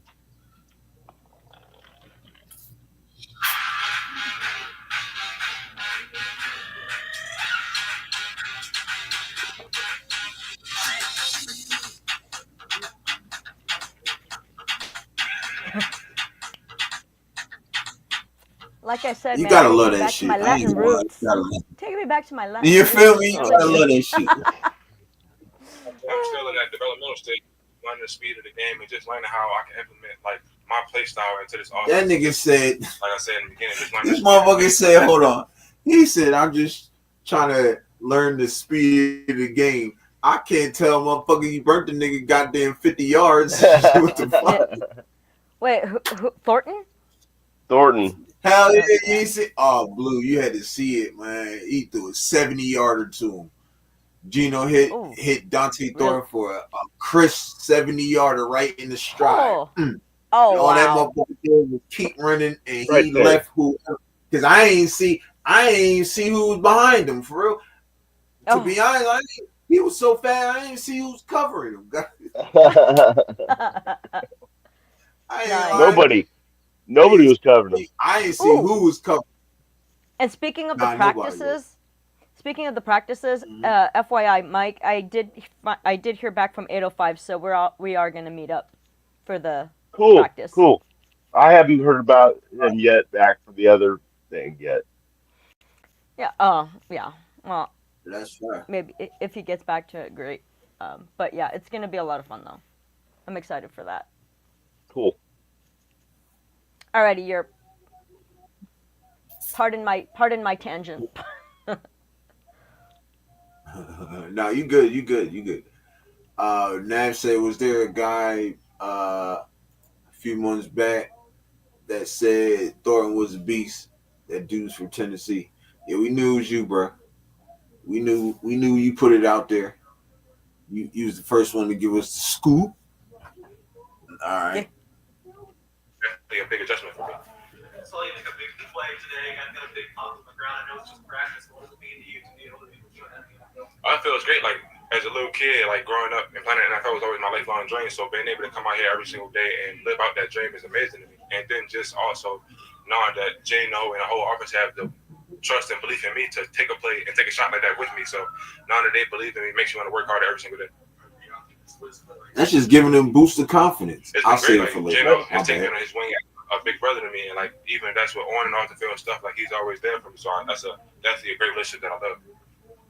Who was his big brother? Geno. He said Geno like a big brother to him. Yeah. Oh, okay. When I got here during OTAs, it was definitely a little bit tricky for me because it was a different style of offense than what I played in my past 2 years in college. But once I got a hang of it and the older guys that came in and helped me with it, it made it a lot easier for me. It's just a question of learning the language of it and just being able to process everything. Say it one more time for me. Is it the language that is it the playbook that takes a little time to learn and kind of be able to process it on the field? No, I wouldn't say it's really the language. It's like just being in a more open offense, having more route concepts and different things like that. And with me coming from my past offense, we didn't do too much of that. So like seeing it was being a lot more now, it was just an adjustment for me to make. And once I got a hang of that, it's been a lot easier. I love it. Like I played them my last college game in first round of playoffs, and they beat us bad. So like being able to play in this offense, I see why they did that. So I love it. When you make plays like you did the last couple of days, like a little out route, shield off the defender, and get your feet about to the first down, like, are those the plays you got to take a lot of pride in? You're like, I can do this at this level, and I can do a little bit of everything. Oh yeah, I definitely would say I take pride in that because like my whole college career, and especially like going into this previous draft process, the biggest knock on me was that I wasn't a true route runner when it comes to intermediate to medium route running. And so just being able to display that at a high level while I'm playing in the NFL now, is like I guess like in a way it's like prove people wrong, but I don't really care about proving people wrong. It's more so for me. In the beginning it bothered me, but at the end of the day, like people won't always have something to say. I can't control what somebody else want to say. I just gotta control what I can control, and that's me working at those things. Because if people saying it must be something that they're saying. So being able to go out there and work at that every single day, I feel like for me, it's more of like motivation to keep getting better at everything I'm doing. Oh yeah, it ramped up. Actually, like if y'all seen, like when we started special teams period, like we got the Gunners versus Whites period, and it wasn't no joke. It was hard off rip. So like it definitely spiked up a lot, but I love it.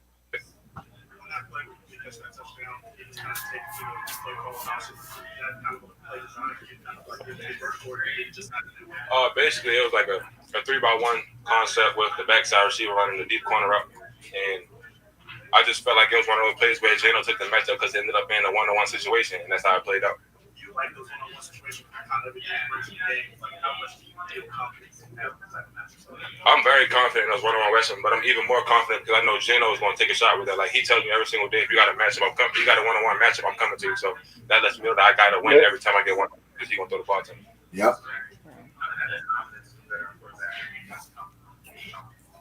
It means a lot for me because like me being a rookie and just getting here and being able to excel in the way that I have been and knowing I still have a lot to work on, just knowing that he believes in me a lot. Just like I said earlier, it gives me a lot of motivation to keep getting better, knowing that I have a veteran quarterback that's going to keep on knocking and get me there. I feel like Geno can make any throw on the field, whether that's from the left hash, throwing back to the right sideline, deep ball, whatever it is. I feel like Geno can make any pass on the field. I feel like he's a very intelligent quarterback. Hey, Nav, hold on.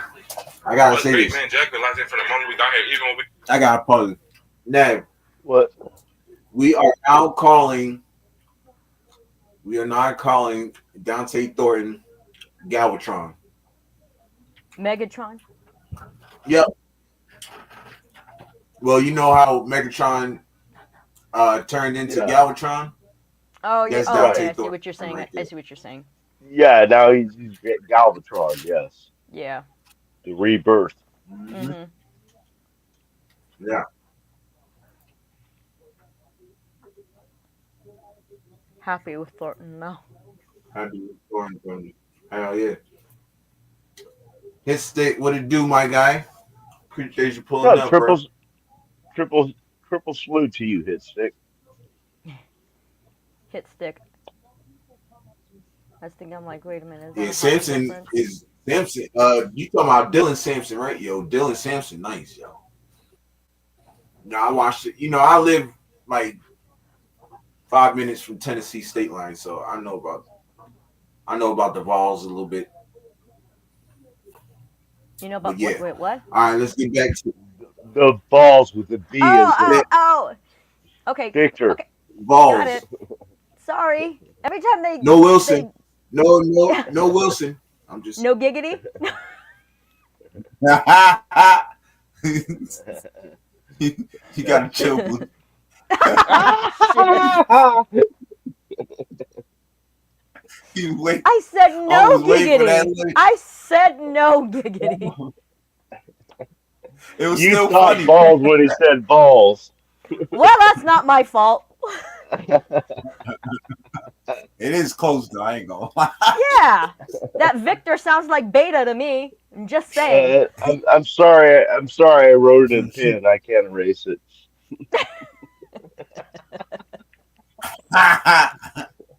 Hey, blasted. He said you're a chill twin. I know, right? I gotta chill. You gotta chill. Here we go, yeah. Like we both talk to each other. Yeah, you know you don't jot that for me. I don't give myself chills. I give it to y'all. Off the field with just like in general. That's one of my guys. You sound like me with pain.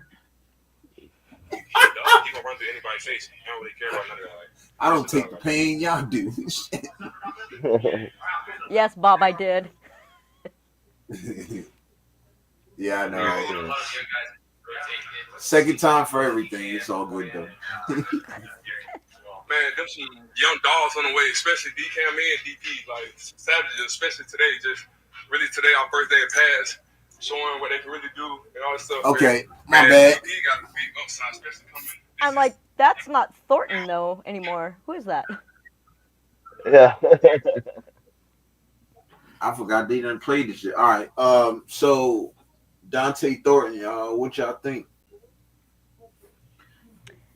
I like that he acknowledges his, I wouldn't say limitations, but I like that he acknowledges his current shortcomings and talks about how the leadership around him, particularly in Smith, is just helping to build him up, get his confidence going, and also encourage him to, to continue to work on his performance and to get better at the things that he's not particularly stellar at yet. And then also one of my favorite things is that he accepts personal responsibility. That is a huge fucking thing that so many people either one don't learn or two are just not good at, and to see it in a young person is it's actually a huge asset for the mindset, for the personality, for the character of the person, And when he's talking, it's like, well, yeah, I know people are saying X, Y, and Z, or that, I have a limited route tree, yada, yada. Limited production maybe in college, but he's like, well, I can't control what they say. He goes, I can just control myself and what I'm bringing to the table, and all I can do is work on myself. And it's true. You're always going to have negative, positive, and shit spread about you when you're in the public spotlight like that. So really, the only thing a person can control in any facet is yourself. So to me, that's a huge thing, accepting the personal responsibility and being coachable, and then also talking about how he appreciates all of the support from veterans. It's a huge respect thing to the veterans too. So I really love that. I love that about his character. Nah, I stand with you on that. I think he's gonna be lit. I ain't gonna lie. I think he's gonna pull Brock Bowers. Oh. I'm just saying. That's bold, but I like it. That's yes. That is a bold statement. I say that because, but I say that because from what I've seen, Mm-hmm. You put a small corner on him, he's gonna work him every play. He's gonna work him every play. Not even that. You put a nice size receiver. You could put like a 6'1", 6'2" receiver on him. If he ain't got that speed, he's gonna work him. Yeah. You know what I'm saying? Yeah. He's a special person, bro. Like, yeah. I know I slept on him earlier, but just hearing the reports and then watching them practice and stuff like that, and that 70-yard deep ball was amazing, bro. Like, that thing was beautiful. Hit him right in stride. He didn't even have to slow down, speed up. It was right there, and all he had to do was just keep going. And we've been missing that for years. Yeah, you know what I'm saying? We've been missing that for years. Yeah. Since DC, for real. If you want to be technical about it, you really want to be technical. We've been missing that since DC. Yep. You know what I mean? So no more hospital ball. Sky's the limit for that. Exactly. Yeah. He's only going to improve. And Sky's the limit for that, man. Yeah. Yeah. I mean, with that kind of mentality, I believe the same thing, that really the only way for him to go is up in improvement. So he's just going to get better. Yeah. Nah, facts. Nav, I remember you telling me that you met him, but I don't remember when and where. So elaborate if you could. Because I do remember you telling me that you met him, but I just don't remember when and where. Accountability is refreshing when it comes to the youngsters. Nah, facts. Absolutely. Like, it's damn right, nephew. Knowing your mistakes makes you a way better player. You know what I'm saying? Yeah. Because then you know where to improve. Honing in on you. Exactly. And honing in on your mistakes and correcting them the same day or that same time period is going to make you even better player, because now you can adapt on the fly. Yep. You know what I'm saying? I think that's what him. Yeah, because you're nipping it you're in not the bud worried too. about You're it. catching on it. Yep. Exactly. And to add to what Blue just said, you're keeping short-term memory. So if you fuck up, it's like, all right, don't worry about it. I'm going to get it back next play. Boom. And then you get it back next play. That's short-term memory. And that's what we lacked since freaking Rich Gannon, goddamn. Like, we lacked that for so long. You know what I'm saying? Everybody does not take accountability for their actions or for their mess ups or fuck ups. You know what I'm saying? So, Dante Thornton is going to be. He's going to be him. If I may. Go ahead. Yep. Just FYI. And I'm sorry, guys, but this is the nerd in me coming out. It's not actually short-term memory. It's called working memory. Short-term memory is like 1 or 2 seconds. It's the amount of memory it takes. So, like, if a car drives by you, you're not paying attention to it, right? But it's long enough just to register what color it might have been. That's short-term memory. So it's like 1-2 seconds. Working memory, however, that is when you take in information and you're actually able to process it to do something with it. So it's basically learning and taking stuff in and turning it around, doing whatever it is you got to do with it. So that's what he's developing. And like you were saying, when you nip it in the bud right then and there, you prevent it becoming a bigger problem later on and much harder to fix, much harder to work on.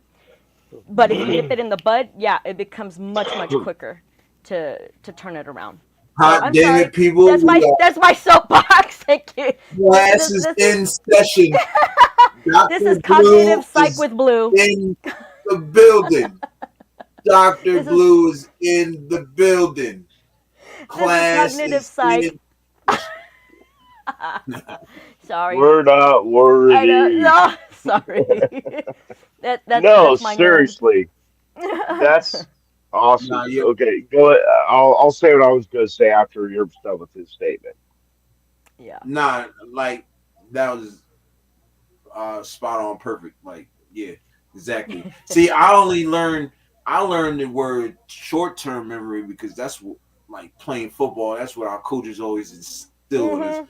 It's like you fuck Yep. up a play, just Yeah. you gotta have that short term memory and just forget about it and go back and produce. So that's where I learned that from. But Oh, of course. working And memory is a yeah, lot and better you are. than Yeah. you. And but you're definitely not wrong though. That's honestly that's like the layman's interpretation of what short-term memory is. I'm just spewing out a little Right. science. But you're not wrong. Nah, Everybody uses short-term memory that way right. But now in the I'm way good that with you meant. working memory. 'Cause working Yeah. memory sound like something even better. That's usually what people are referring to when they say that though. Yeah. It's it's a fun fact for the day. Hell yeah, hell yeah. History said low key PC making early moves in camp, moving different personnel, running with the ones and is going to keep everyone competitive in camp on that. He on that. You know he is. Yeah. But that's everybody. Everybody is playing with the ones. Everybody's playing with the twos. Even the threes is in with the one. You know what I'm saying? So we're just trying to build that sharpness. You know what I'm saying? We're trying to build that sharpness. So you'll see first preseason game, because you know the stars ain't gonna play. So you're gonna see the second and third string squad play like a first team squad. You know what I'm saying? If that makes sense. So this team is on to something, y'all. This team is on to something for real. And shoot, I can't wait. I ain't gonna lie. Let's get to some of the comments Well, I real haven't quick. done my Dante Thornton speech. Oh yeah, go ahead. Sorry. First of No, all, Blue, you're so What? fucking awesome. Thank You you. know, you bring such a interesting point of view to the show that nobody Aw, else could do. And thank we you. love your fun facts. yeah. We love it. We're learning. We gotta Aw, learn. But I anyway, Because and appreciate it. I was her. would say short term memory to me. I'm like work. I Working wasn't talking memory. about just that. It was her analysis of the Oh, last question about Dante oh, Thornton. thank The you. way she puts out, because me, I just comment on things they say. You put a Right. whole different personality thing to the thing, which is really fucking cool. Aw, thank you so much, Mike. I appreciate that. Aw. Yeah, yeah. Well, it's great to have. That's why it's great to have Mm, other opinions. Oh yeah, right. So, absolutely. Oh, absolutely. I can barely. Well, Thornton and you covered it very well as well. I know there was something you said that I wanted to make a comment on about that was good, but I forgot already, so I didn't write it down. But I like the fact that he's big bro is Gino, so he's getting a receiver's got to be tight with his corner or his receivers. Got to be tight with the center, his receivers, and his running backs, and he called him Big Brother. That's Yeah. fucking huge. And Mm-hmm. everybody keeps asking about his routes. He wasn't asked to do other routes, but as soon as he came in the NFL, the Raiders, what was the first thing the Raiders were talking about? This guy's got routes. When Right. you're running down a sideline, you only have so many routes. It's got to be either straight or to the right if you're on the left if you're on the right. And so I mean, bullshit. Uh, and the fact that you said fact that he's got he feels like if he's on a one-on-one, he has to win that, Yeah. or he doesn't feel like he's doing his job. If you Right. can't beat a one-on-one, the old saying is you might want to learn how to sell cars or insurance or something. You can't be a Right. 101. And then the fact that you mentioned, of course, they're all talking about Geno on the offense, that you never know when the ball's coming your way because he can throw all passes, he can extend plays, and then so you got to be on your game to where you know you're there for him. If the play breaks down a little bit or something. So Shoot, that was it for me. that's some great takes. That's fine. Agreed. Thank you. Nav said at the veterans function at the VA. He said at a veterans function at the VA in Johnson City, Tennessee. Yes, sir. No, sir. Although a monster of a human being, well before draft. Facts. Yeah, I don't know him personally. Mean like you did, but he sounded like he's well spoken and he has really good manners. You know what I'm saying? Yeah.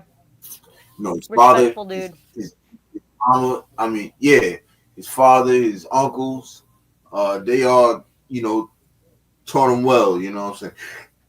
Yeah. So, like I said, man, sky's the limit for Dante Thornton, man, for real. Yeah.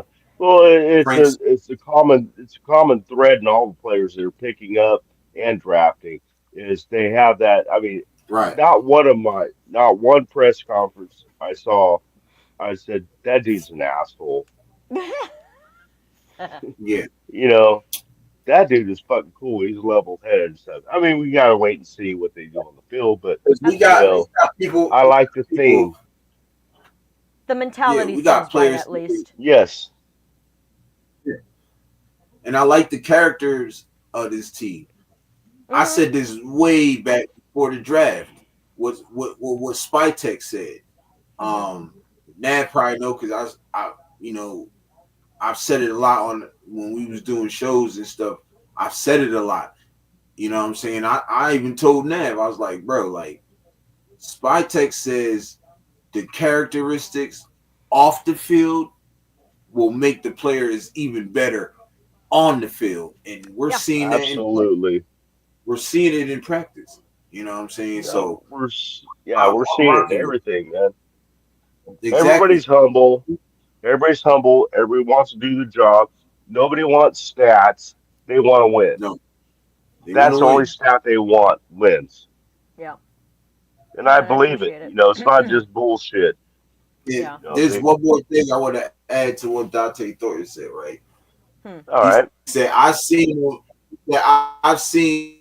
what Chip Kelly could do because we played them and they waxed us. They beat us bad. Now he's in that same fucking offense. You think he ain't gonna be able to? You think he ain't gonna? Look, let me tell you something, right? The receivers, I paid attention. I paid attention to Ohio State. A couple of teams last year. Ohio State, Colorado. My team, which was Miami. I paid attention to a couple teams, but one thing I've noticed in that offense at Ohio State was the receivers and the running backs and the tight ends. They all going to eat. Mm-hmm. Especially the slot receiver. The slot receiver, the tight end, and the fucking running backs. They're going to eat. 2,000-yard running backs. You got 1,000-yard receiver. Actually, almost 2,000-yard receivers, but you had one. You know what I'm saying? Yeah. Like the tight end went off last year. You know what I'm saying? So sky's the limit, man, for Kelly and his offense, bro. Yeah. And I'm not going to say I know Dante's as long as Nadman had, but because Nadman follows Tennessee, I don't follow Tennessee. So Nadman had the really early knowledge of. I just remember when he was first drafted, I had to look up his name. I didn't know who the fuck he was, and and I was thinking, shit, I see him starting before bench, really. just because Betch has a competition of Trey, not Trey Tucker, but Jacoby Myers. Did But you that's see where's the flag? well after Nabman made his, Yeah. No, did you see where's the flags comment? Oh, that shit's so funny. He goes, "We're all scared from McDaniels." But he goes, "That's what I'm talking about. Don't try to fit a square into a different shape. Let the player be the best best version of himself." And he goes, "We're all scared from McDaniels." Like, no shit, dude. Yeah. Yeah. I mean, And then hits if you're a Raider fan, you definitely have PTSD. You should be getting some Oh kind God, of yeah. check. We should be getting some kind of check, from the government. No shit, right? You might be entitled to compensation. Yes. If you're a Raiders If fan, you've been a Raider fan since 1993. Yeah, exactly. You might be entitled to compensation for your pain and suffering. I'd sign up.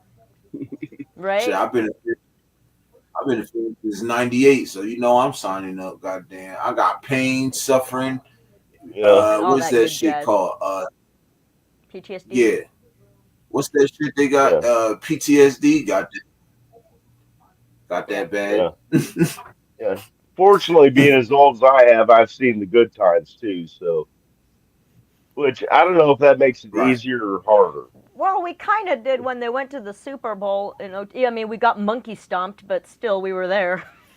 Well, I've seen the first 3 Super Bowls too. I'm that old. Nobody likes a bragger. No, I'm not bragging. I'm saying I'm old.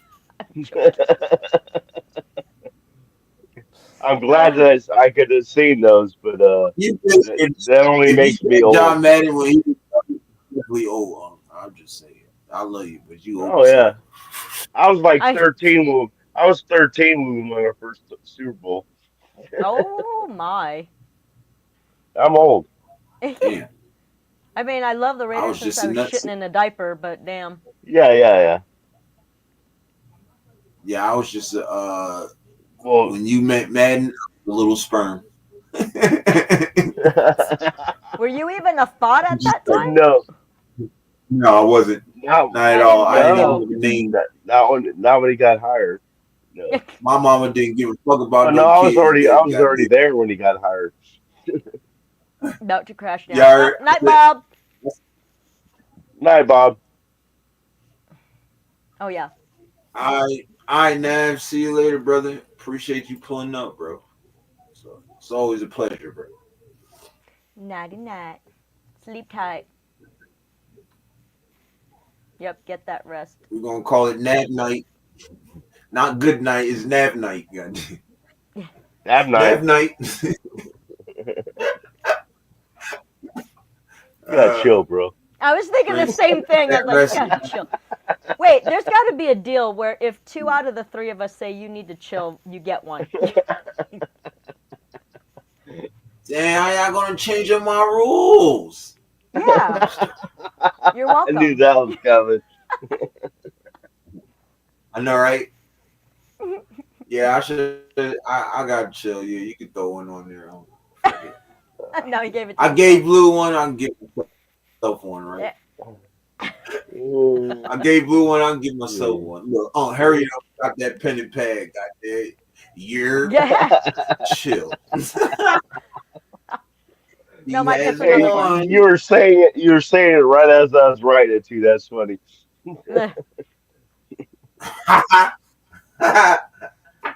First ever.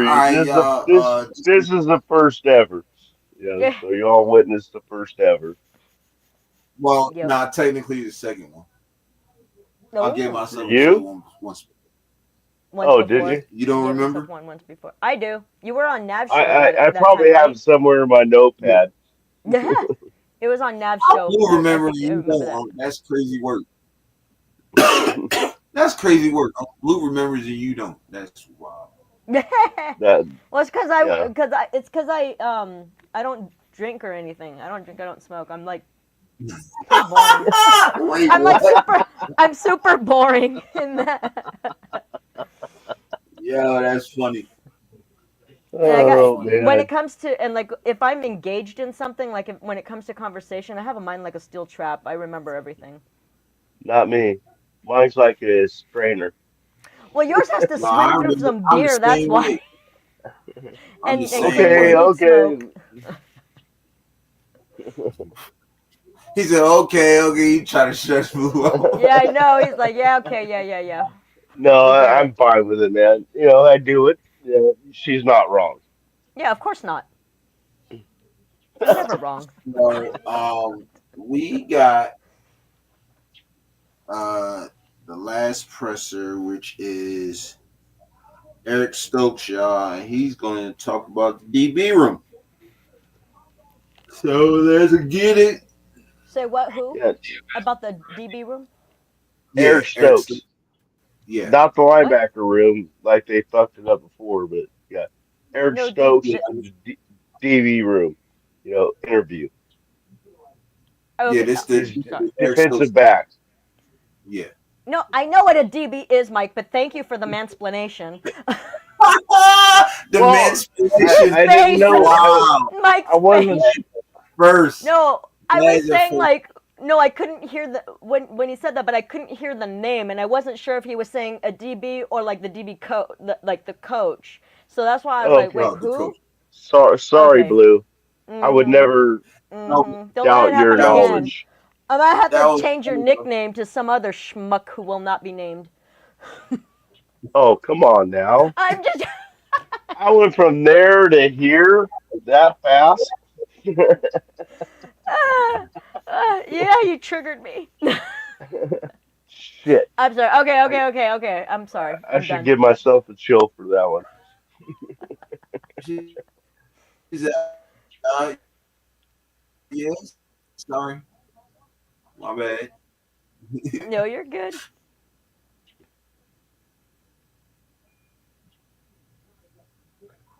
He said there's a short-term memory at work, folks. Yeah. Frank, you got it too. Frank got it too. Mr. Weber, take a note. Take a note. He said there's a short-term memory at work, folks. That's talk about fantastic. sack. He gotta be talking about sack. Y'all ready though? Yeah, Wait, chill, I'm sorry. bro. Yes. Chill, nephew. Jesus. Man, there's some young dogs on the way, especially DCAM and DP. Like, Savages, especially today, just really today, our first day of pass, showing what they can really do and all this stuff. And, man, DP got a big upside, especially coming. This is second year playing corner, I believe, switching from wide receiver. So just learning technique, learning different things. I see a bright future for him. You feel like you're sort of the mentor of this group? I try to be, especially being one of the older guys in the room. It's 26. Pretty much been an older guy. That's kind of different. But I feel like I'm pretty much an older guy. I done had a lot of good vets in my years. I done had Kevin King. I done had Jair, Jai. I done had Sewell, Keyshawn. I can just go on with some of the couple of vets that I done had that just done taught me different. You said Keyshawn. You should have Keyshawn. I say this out.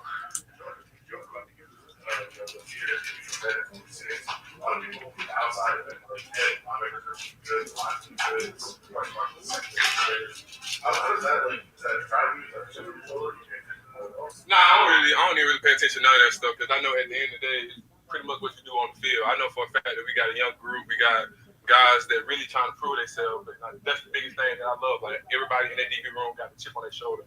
When you got a chip on their shoulder, it brings out a lot of dogs, bring out a lot of animals. So once the season get here, who knows what it's really gonna bring. Would you describe the way Pete Carroll coaches DBs in particular? Pete don't play about his DBs. I'll tell you that from rule no one. He sits in the meeting room. He's always going to input in and all that stuff. But then again, you look at his resume. He done coached some of the best. Richard Sherman, the Legion of Boom, and all this little stuff. And so any little thing that he says, it goes a long way, especially in that room. So he don't play about his DBs. Away from some of the players that are here that have worked with him in the past, like Jamal Adams. Man, they all say the same thing. Like, they all got tremendous love for him and all this stuff to where, like, he could bring the energy, he could bring the juice, he could switch it up day in and day out. You really don't know what type of thing that he gonna do. Like, yesterday, since we had a day off yesterday, started meetings, Pete just go bring everybody in the indoor, play some music, and start dancing around. And then after the say, man, since y'all had all, don't mean that y'all gonna be lazy and bring it in here today and all this stuff like that. So each and every day, we just had different little things like a shoot off and all this stuff. So it's just like the juice, the energy that he brings is tremendous. Always, every day after practice, it's a competition with a jump ball. So any little thing that goes on, like, it's just a competition. Like, he loves competition. So if you're not here to fight, you're not here to scratch for any little thing that you got, you pretty much, Pete not finna tolerate that. Speaking of young guys, you got the two rookie receivers I'm sure you've matched up with. What stood out about going against both Jack and Dante? Man, they both tremendous.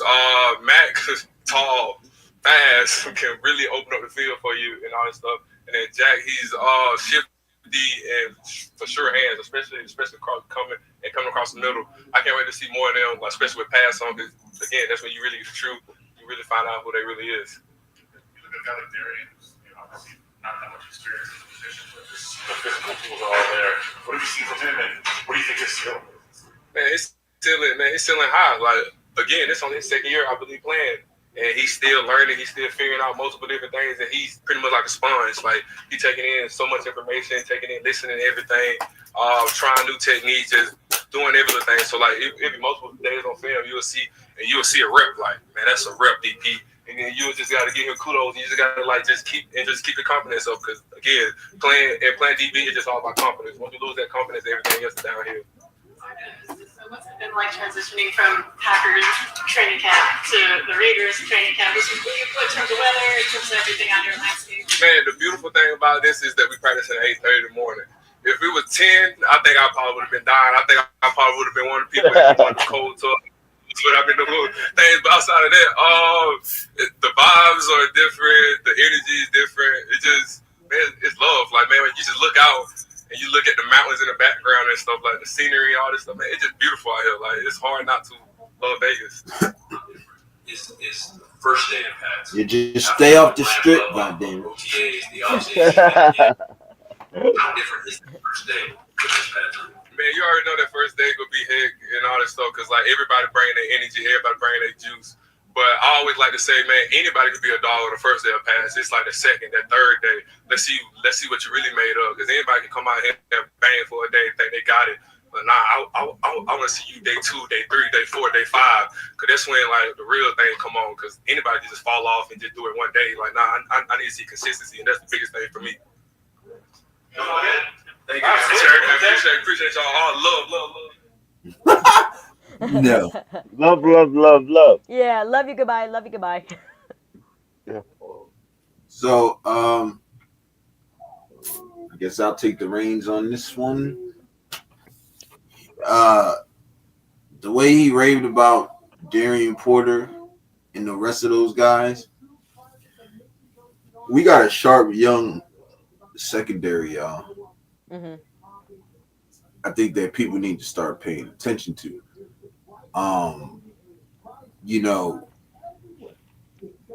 Eric Stokes also has a lot to prove too. You know what I'm saying? And he's another one with that big chip on his shoulder, because people say, oh yeah, he only had one good year, which is his rookie year. He was this, he was that. And I think he's going to come out with a vengeance, like, I'm him. You know what I'm saying? I'm here, and we finna do this thing. And I think that translates through the rest of them. You know what I'm saying? I think that they all going to be on that same type time. You know what I'm saying?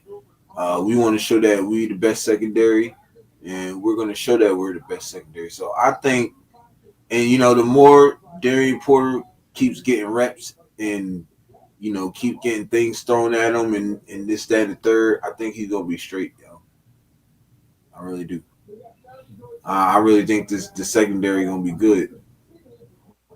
Sneaky good, too, because a lot of people not giving us no credit. You know what I'm saying? So, yep. That's all I got on that. Blue, you want to go next? I'm good. Go ahead.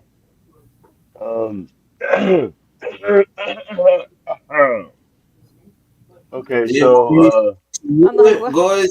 Some of you do, goddamn. First thing is, your video was a lot better than the one I saw. so I picked up more things because one I saw was all broken up. That one was pretty smooth. I got it from the But Raiders app. that's what I was watching on was the Raiders thing, and it was all broken up.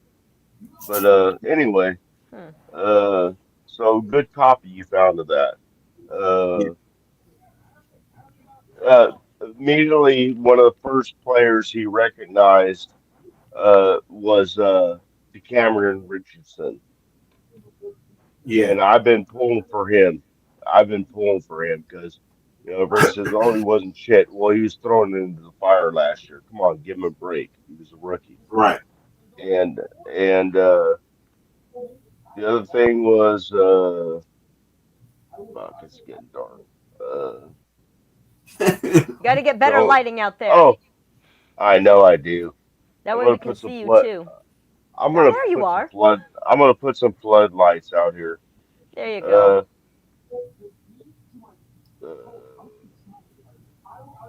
Oh, how he said Pete don't play around with Yeah. the DBs. I thought that was fucking huge. And then, Giggity. okay, yeah. Well, a lot of people would do. Yeah, I walked into that one, didn't I? But then talking about how oh yeah, they're all day in good in day one of pads. What are you gonna look like in games? Day two, day three, 4 or 5. Mm-hmm. So he's looking ahead. He's looking ahead, and that's a good thing. Right.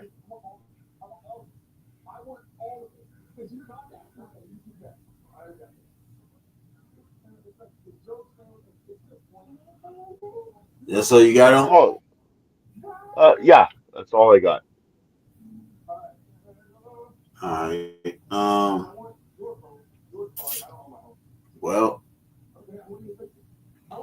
shoot, we're going on 2 hours, and it's 11 o'clock. I gotta get to bed. Sheesh. Let's see what else we got.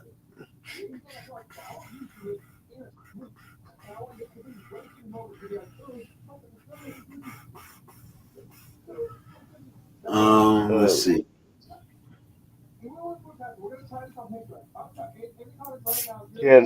Is it just ticket time or? Yeah, we can do that. Okay. We can do this kick it segment. We gonna do it for a little bit though, cause I gotta go to bed. Yeah. But yeah, we can get it in for a little bit. Chat, y'all got any questions or anything y'all want to get off?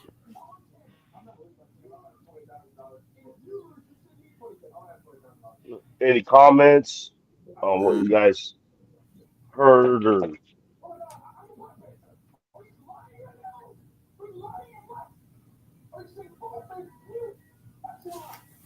I mean, I know we only got a few people in here, but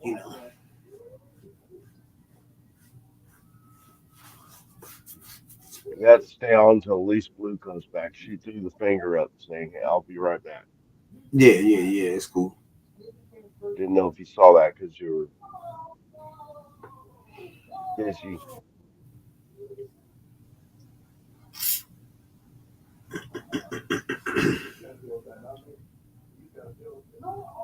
So yeah, my overall impression is, after this day is the same overall impression I've had for, since the beginning of the Carroll days. Is Right. like I just love the attitudes. I love how people are thinking. I love how it's not individual stats they're looking for. They're looking for wins. They just want to win, do their job to help Right. the team win, Right. and that's something we hadn't really heard for a long time. Right. So there's already one or two distractions going on. This year we nipped that one in the bud and got rid of it. Nah, So I mean, there's no drama. I hate almost saying that. It's like knock on wood. There's no drama. right.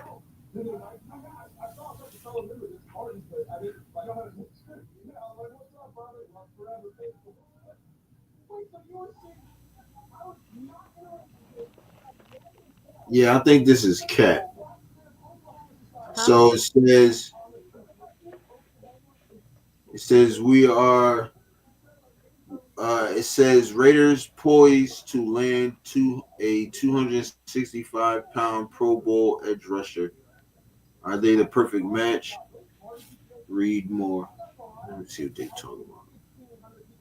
What?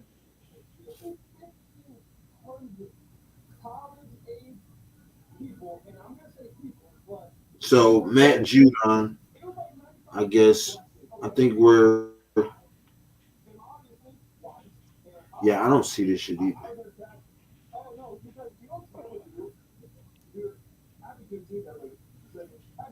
Wouldn't be surprised, but Yeah, nah, it was just it's just Facebook shit. They be trying to pop shit. oh fuck. Okay, never mind.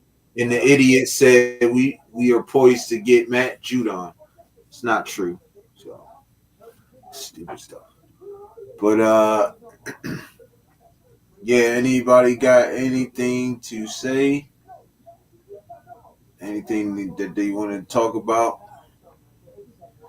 David sent me the video clip that he was talking about with Wilkins. He said he saw a really funny ass video on Wilkins, and he sent. Oh it to yeah, me. probably the Clemson game when he played for Clemson. I don't think it's Yeah, the game. No, it's like it's just a clip. See? Yeah, I seen that. You did? Oh, okay, okay. Yeah, I seen it. Yeah, all them clips is crazy though. Like, and then I seen something with that John in there. He really grabbed somebody in the crotch. Like, yeah. What the heck is wrong with him, yo? Like, I don't even want to talk about this shit. Yeah.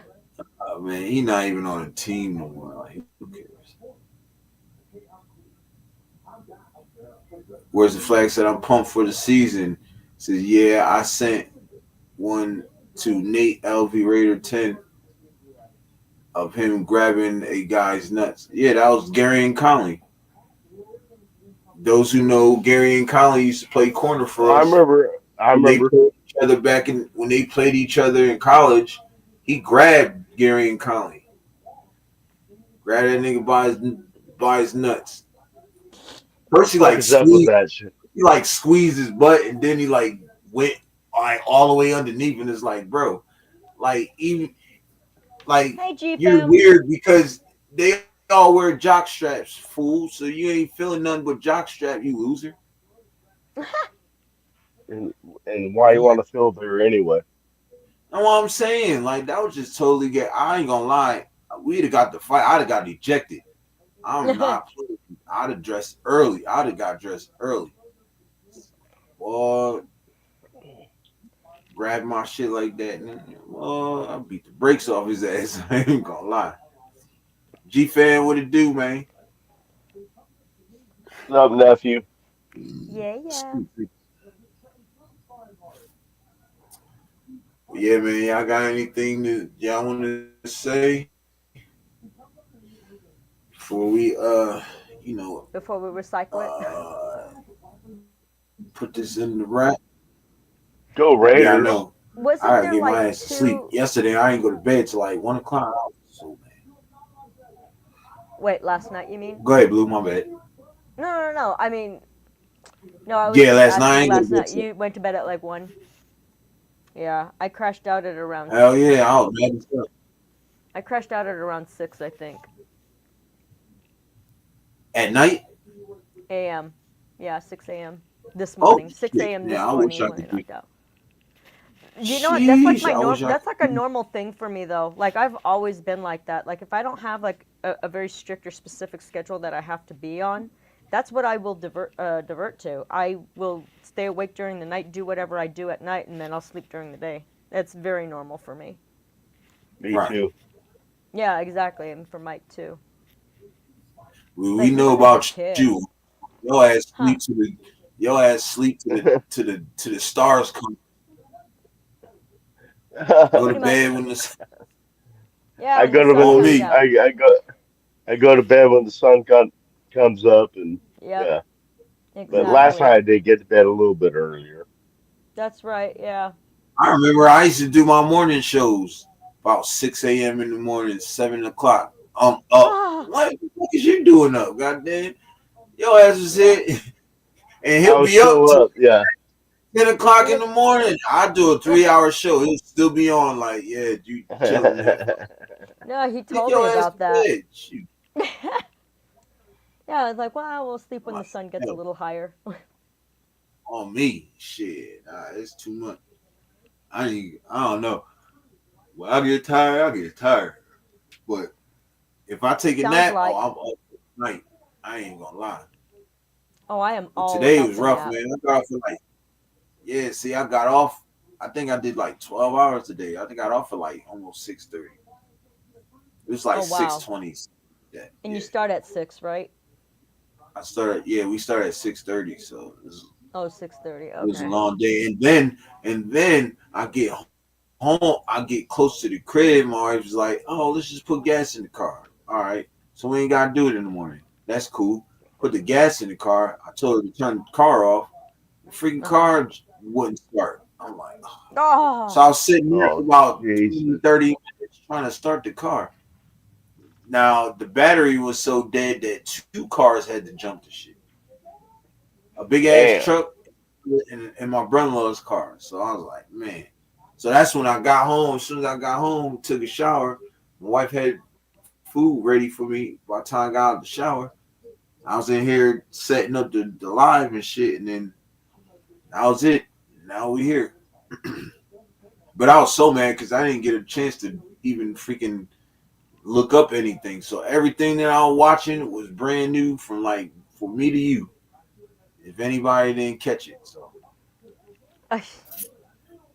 yeah, I usually write down like my segments and stuff like that, my little notes. This is what this is the Sunday Night Cat segment thing. I just didn't put it up yet, but yeah. Look, these are all my notes right here from the day I first started. All in this binder, all in this folder right here. As you can see how thick this shit is. These are all my notes. Wait, what now? How thick what is? Oh. Gotcha. Well, I wasn't looking. I'm sorry. And then I just heard him say, look how thick this is. I'm like. Blue, you are working on your second chill, girlfriend. It's not my fault. I wasn't looking. Blue, we have to keep reminding you. Getting a chill is not a bad thing. I know. You gotta I'm remember just that. saying. It's not a bad thing. I remember. See, she likes to be chillest. Blue likes to be chillest, cuz she likes when everybody else get the chills, not her. Yeah. But look at all this. This is from day one, 4 months ago. Oh, This is yeah, all that is 4 months ago. Even Damn. draft stuff, a whole bunch of stuff. That is a thickin'. This is all my first year of YouTubing. Oh. Yep. Gee, fam, So- you're not wrong. What do you say? He goes, Blue, always curious about the thickness. Oh man. See, G-Fam, you G-Fam's gotta got to chill. Yeah, see? Called You it. gotta fill with that filth. Coming in here with that filth. Yeah, G-Fam. This is a family show. Hold on. Frank says some dope. Frank said, I want you to know that hanging out with you and your gang is better than hanging out at the local bar and cheaper Aw. too. Thanks for being the best host of all the years. Hey man, I appreciate you. I appreciate that to the Man. fullest, bro. I really Frank Weber. that means a lot. You know what, Frank? That means a lot, bro, because I just got some bad news today, y'all. And I had already told Sack, but it is what it is with me. And G-Fam, I will be calling you because I got something to tell you. But the Violator, as you see down below in the banner, the Violator interview is off. He canceled today, Oh. so it is what it is. Yeah. I guess because of the mix-up of the date, he said he wouldn't be available on the 26th of August. So it is what it is. I mean, you know, me and Unc had this conversation for about a 30-minute conversation on that. So we'll talk about it after the show. I was about to say, are you gonna And try to? G-Fan- Are you gonna be able to reschedule? But yeah, that sucks. I'm sorry, dude. I mean, nah, it's all right. I mean, shit happens. You know what I'm saying? It does, but Why it to me, sucks. I don't know. But you know, my wife said God's got something bigger in store for me, so I'm just leaning on that. You know. So yeah, it's crazy though. I was bummed out because I really wanted that interview. I thought that would, you know, change a lot on my channel and stuff and build more character on my channel and stuff, but unfortunately it didn't work out, y'all. So it's all good though. It's all good. But yeah, I am gonna call you because I need you to hear this too. So but yeah. So we are going to head out, y'all. Appreciate everybody pulling up. John Leon, what's happening? Thanks for pulling up, bro. It's 11:14, so I gotta get to bed, and I gotta be up at 4:00 in the morning. So, 4 o'clock in the fucking morning. That'll probably be around the time that I try to knock out. If I go to bed early. Right? It's 4 in the morning. Yeah. Like, But like I said, man, I appreciate each and every one of y'all, man. You guys are the reason why I always do this. You know what I'm saying? You guys keep me on my toes, keep me, you know, keep the courage up. You know what I'm saying? Y'all keep me going. So I just want to say I appreciate each and every one of y'all, man. Even y'all on the panel, I appreciate y'all. You know, really means a lot. You know, I've been Appreciate you through. too, Yerp. I'm not even gonna lie, y'all. I've been through a lot doing this YouTube thing in the past 4 or 5 months. You know, but I'm still here. I'm still gonna rise to the occasion. I'm still gonna give y'all content every day like I do. Nothing's ever gonna change, you know what I'm saying? But yeah, man, I was a little bummed about that interview, man, because I really wanted that. You know what I'm saying? I thought that would be, you know, my biggest accomplishment doing this. You know what I'm saying? But unfortunately, you know, like my wife said, God got something bigger in store for me, and I'm just looking forward towards that and keep praying on it. You know what I'm saying? So, with that being said, y'all know what it is. You're Raiders.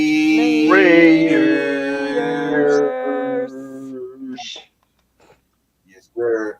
Hey, chat, I love y'all to death, man. I appreciate everything, man. For real, for real. G-Fan, I'm finna call you in like 2 seconds. So, bro said the ringer's always on, so you know.